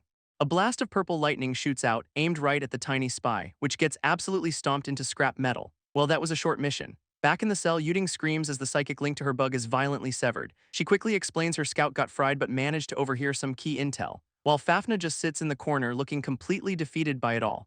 Yuding reports that the Dragon King is supposedly dead but also being revived, which makes zero sense until she clarifies that dragons do not really die, they reincarnate. Apparently, they just revert back into eggs and hatch again, completely wiping their memories. This old scientist is having the time of his life, furiously scribbling notes on this new discovery. He then asks Fafnir how old she is, and she politely tells him it is none of his business. At that moment, the crew realizes they are not the only prisoners in this dungeon, as a chained woman in a cage above them reveals the king's been missing for 100 years. That chained prisoner from before spots Fafnir, asking what the hell she is doing here. But a finger goes to her lips as she just shushes her, a very ominous glint in her eyes, holding her chains with a terrifying grin and promising they will all be free soon. Our boy immediately gets a bad feeling, wondering what soon really means. Just then, a huge crystal shield pops up around the crew as Xiaogu yells for cover, because a giant dragon is absolutely torching one of the floating islands outside. Its resulting explosion is huge, but the crystal barrier actually holds. Turns out this is a full-blown civil war, as other dragons identify the attackers as rebels. One of the defenders immediately screaming for reinforcements as the sky fills with enemies. And would you look at that, the chained prisoner is now free, welcoming her rebel buddies. Her chains shattering in a burst of energy as she orders her forces to take everyone down. Meanwhile, back on the snowy continent, the B team is just chilling, carrying fruit around. Some of the locals approaching a massive door clearly marked "Keep Out."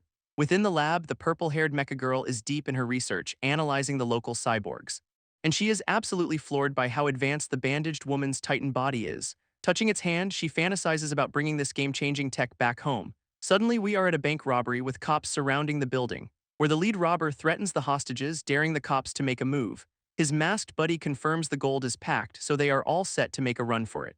But the cops get a wild order, let them go because a corporate heir is inside and the company will cover the losses. This lead cop is forced to order his team to fall back, totally against his will. So the robber smirks, grabbing a terrified little girl as a human shield. His brilliant plan is to take the kid and just dump her later, a real class act. Powerless, the cops can only watch as the criminals make their clean getaway. This little girl is absolutely petrified, silently begging for someone to help, her eyes just pleading for a hero to save her. Suddenly, a woman in a white dress sprints right past the police line, diving in to shield the child with her own body. This heroic act just pisses off the robber, who takes aim at her instead. This aftermath is brutal. The woman, a pianist, had to have both arms amputated. Now fitted with prosthetics, she laments that she will never be able to play again.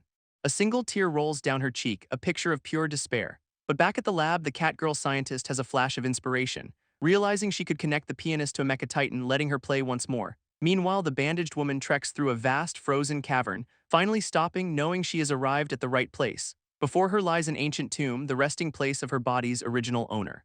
She casually hops on top, deciding to just lie down and see what happens. Getting comfy, she finds the ancient sarcophagus surprisingly pleasant, for a tomb, and elsewhere a lone, horned figure sits enthroned on a mountain of bodies. A flashback shows a hooded woman terrified by a massive beastman and his tribe, and she is clearly still shaken, remembering that awful moment from a dark cave. A masked being with tentacles introduces himself as a divine messenger, whose idea of a radiant future is him standing on a giant pile of corpses. This memory hits her. This is the monster who nearly annihilated the Beastman tribe.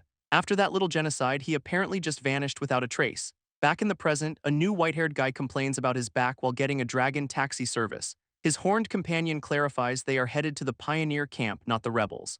She then gets all flirty, reminding him she was nice enough to save him. Sure you were. They start debating dragon reincarnation, which the guy just sees as practical immortality. But she argues losing your memories is just a prettier form of death. Just then, a rival faction of dragons flies in, demanding true eternal life instead. Their silver-haired leader declares that seeking immortality is a crime against heaven itself. This white-haired guy immediately challenges her, asking who made her the boss of the dragon tribe. His companion smugly explains they follow a lord prophet who will decide their future. She reveals the real crisis. Not a single dragon egg has hatched in over 100 years.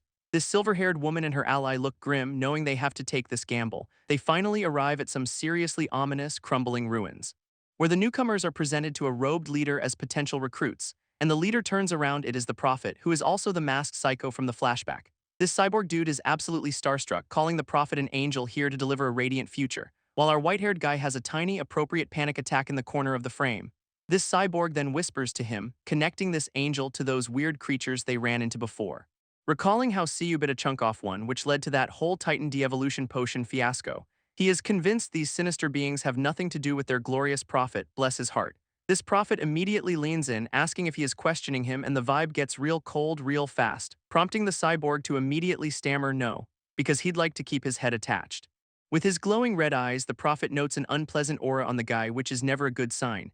His horned entourage is ready to solve this problem permanently, asking if they should just kill them. But the prophet waves them off, calling the newcomers pitiful, sad fools not worth the effort.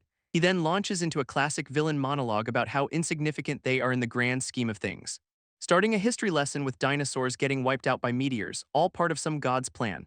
Apparently, humanity only got to the top of the food chain by getting a divine power-up, and then naturally they proceeded to trash the entire planet's ecosystem. So this god decided to empower other creatures to restore balance, as one does. This led to a whole host of new, powerful species rising up to challenge humanity's reign. But the arrogant demon tribe, including his horned companion, refused to bow to anyone. Meanwhile, the dragons isolated themselves on floating islands, basically preying on each other, which caused their own extinction crisis. Their eggs just stopped hatching. This prophet concludes his TED Talk by declaring that his followers are the chosen ones, blessed by God's favor. Our boy connects the dots. This god sounds a lot like those angel creatures, so he decides to poke the bear. And he straight up asks the prophet if his god is siding with the mutants over humanity. This horned companion just scoffs, as if humans are not even worthy of being enemies. So the guy goes full troll, calling their god weak for not even being able to take one island, which gets his horned follower absolutely furious because how dare he. But another horned woman chimes in, totally agreeing that their god should get off his throne and help them out. This prophet's only response is a slow, chilling laugh, followed by the classic villain line, "You do not know anything." His loyalist then starts a rant about how the dragon tribe should have conquered the world ages ago, blaming the old king's isolationist policies for their current predicament, staring right at Fafnir. She gets right in Fafnir's face, trying to recruit her back now that the king's line has failed. And Fafnir is clearly struggling with the choice, her eyes wide with conflict. Just then our boy steps in, putting a protective hand on her shoulder, whispering that they should play along and see what this cult is really planning. Taking his cue, Fafnir announces she is willing to rejoin their side. This horned woman is ecstatic, pulling her into a hug and welcoming her home, super convincing. With that settled, the prophet declares he will perform a special ritual for their new convert, which sounds perfectly safe. Suddenly, we are at a new human base which is currently exploding.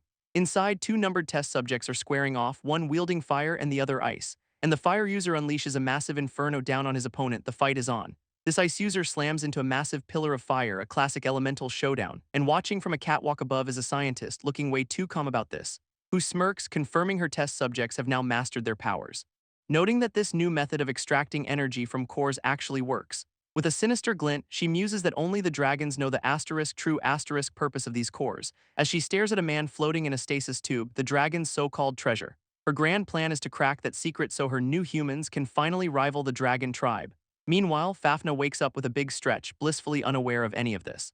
And on a snowy plain, a tribal warrior with face paint gets into a fighting stance, blocking a nasty-looking ice blade from a full-on combat cyborg, then shattering the weapon with a single powerful kick. Her eyes glow with red energy as she decides to stop holding back, activating her beastification and sprouting some serious claws, before leaping right at the cyborg for the finishing blow. But the robot systems just detect the damage and trigger a defense protocol, instantly flooding the wound with biogel and initiating self-repair. And just like that, it is back in perfect condition, no problem. This cyborg then calls the whole thing off, announcing the experiment is over, giving the now giant beast woman a great work for the sparring session. She then turns to the purple-haired mecha girl, asking for the results of the test. This purple-haired mecha girl is thrilled with the test results. The cyborg's repair time is way faster. And her giant beastwoman sparring partner tells her she has earned a good rest. But when the mecha girl asks about going back to the city-state of hope, the beastwoman is just confused, leading to a moment of pure deadpan realization from our tech genius, who completely forgot that our boy never actually told her how to get home. Great planning, everyone. Luckily, the beastwoman just casually offers her a little flying disc for the trip. So she zips off across the frozen wastes toward the massive Titan tribe base. Inside, it looks like the Mecha Titans and the local tribe are getting along great, and with everything running smoothly, she decides it is time to head back and check on her own city. That is when a blaring red alert screen pops up, unidentified flying object approaching, as a massive, insect-like battleship descends on them now that the protective snowstorm is gone. On a nearby rooftop, some new villain calling himself the Iron Lord vows to blast the whole place to rubble, and his ship immediately unleashes a massive volley of missiles down on the base. This mecha girl snaps into action, yelling for the emergency defense systems to be activated, and huge energy shields flare to life, just barely holding back the fiery onslaught. Explosions rock the barrier while the Iron Lord cackles, clearly having the time of his life. A different brown-haired commander rallies her own squad of mecha pilots to join the fight, while our purple-haired girl dodges through the chaos, spotting a familiar enemy in the sky. Seeing the absolute swarm of enemy mechs, the commander just calls it real combat practice for her troops, ordering her team to attack in waves and just keep blasting the enemy's defenses.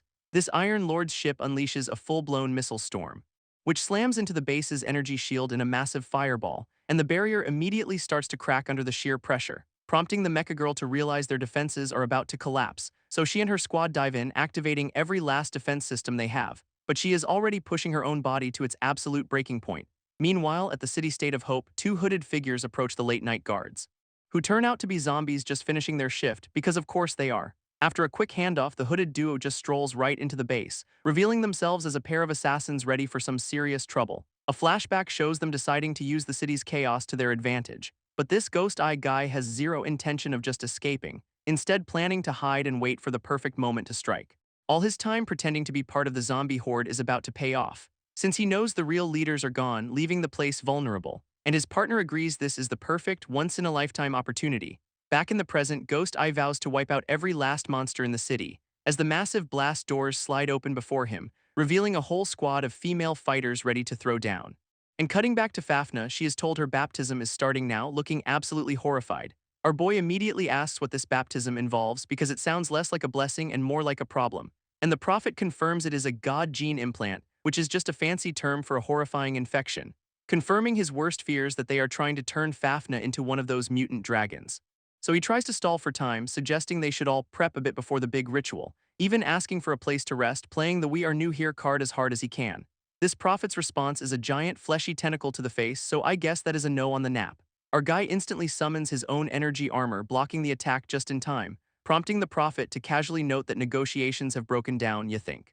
He then goes full monster mode, calling them stubborn heathens for refusing his generous offer of body horror, and a massive explosion rocks the room as their powers collide head-on. Not backing down, our boy charges up a massive energy sphere to counterattack, yelling at Fafnir to stay away from the weird fleshy growths, which is just excellent life advice in general. This prophet is deeply offended, insisting his gross tentacle form is a divine gift from his god. And just then, Fafnir's old friend leaps in to attack our boy from above. But Fafnir is faster, intercepting the blade with her own armored gauntlet, and she declares that this opponent is hers, making her allegiance crystal clear. Her former ally Chuoya is absolutely livid, accusing Fafnir of betraying the dragon tribe all over again, but Fafnir just powers up, declaring that Chuoya and her crew are the real traitors. With that, it is an all-out aerial brawl, with winged warriors clashing across the sky. While the Horned commander on the ground orders her troops to seize them, completely done with this whole charade, this commander's troops immediately dive in, ready to follow orders, and their target is a new combatant with some seriously impressive braids. She just smirks, announcing she has been holding back for a while now, then unleashes a massive swarm of glowing green bugs because that is a thing. Her little pets immediately overwhelm the winged fighters who were not expecting this at all, but Chuoya just shrugs off a direct hit, her wounds already closing up, as some gross fleshy parasite literally stitches her back together, super hygienic. Fafnir stares in disbelief, completely horrified by this so-called gift, while Chuoya gloats that this is the incredible healing power their god grants. She then tries to sell Fafnir on the same body horror upgrade. What a great friend. Meanwhile, the bug swarm is getting absolutely shredded by the enemy forces, and the bug summoner is not happy about her metal-eating beetles getting wrecked. Yisha realizes they are basically immortal thanks to that mutant virus, calling it trouble, just as the prophet goes full monster preacher, calling him an insignificant ant. He tells Yisha to stop his meaningless struggle and just accept the divine infection already. Suddenly, a blade slices right through one of the prophet's fleshy tentacles, but he still manages to grab Yisha, prompting Fafnir to scream his name. That is when Fafnir goes full dragon mode, blasting the enemy squad with a volley of energy spikes, while Yisha, caught in a green energy field, tells her to escape without him. But Fafnir is not leaving, instead intercepting Chuoya's attack for a one-on-one duel. Fafnir and Chuoya are locked in a full-on dragon dogfight across the night sky. While down below, the prophet's troops combine their powers into a massive elemental attack, which triggers a flashback to Fafnir arriving at this creepy castle, asking if she is finally welcome. And the welcome committee gets straight to the point, they need her blood to awaken their king. Yisha immediately puts it together, asking if this so-called king is that weird egg they saw earlier, prompting the robed figure to explain that the whole tribe is infected with a nasty virus.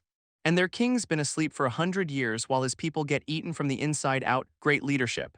It turns out only Fafnir, the exile, has the pure blood needed to wake him since everyone else is corrupted.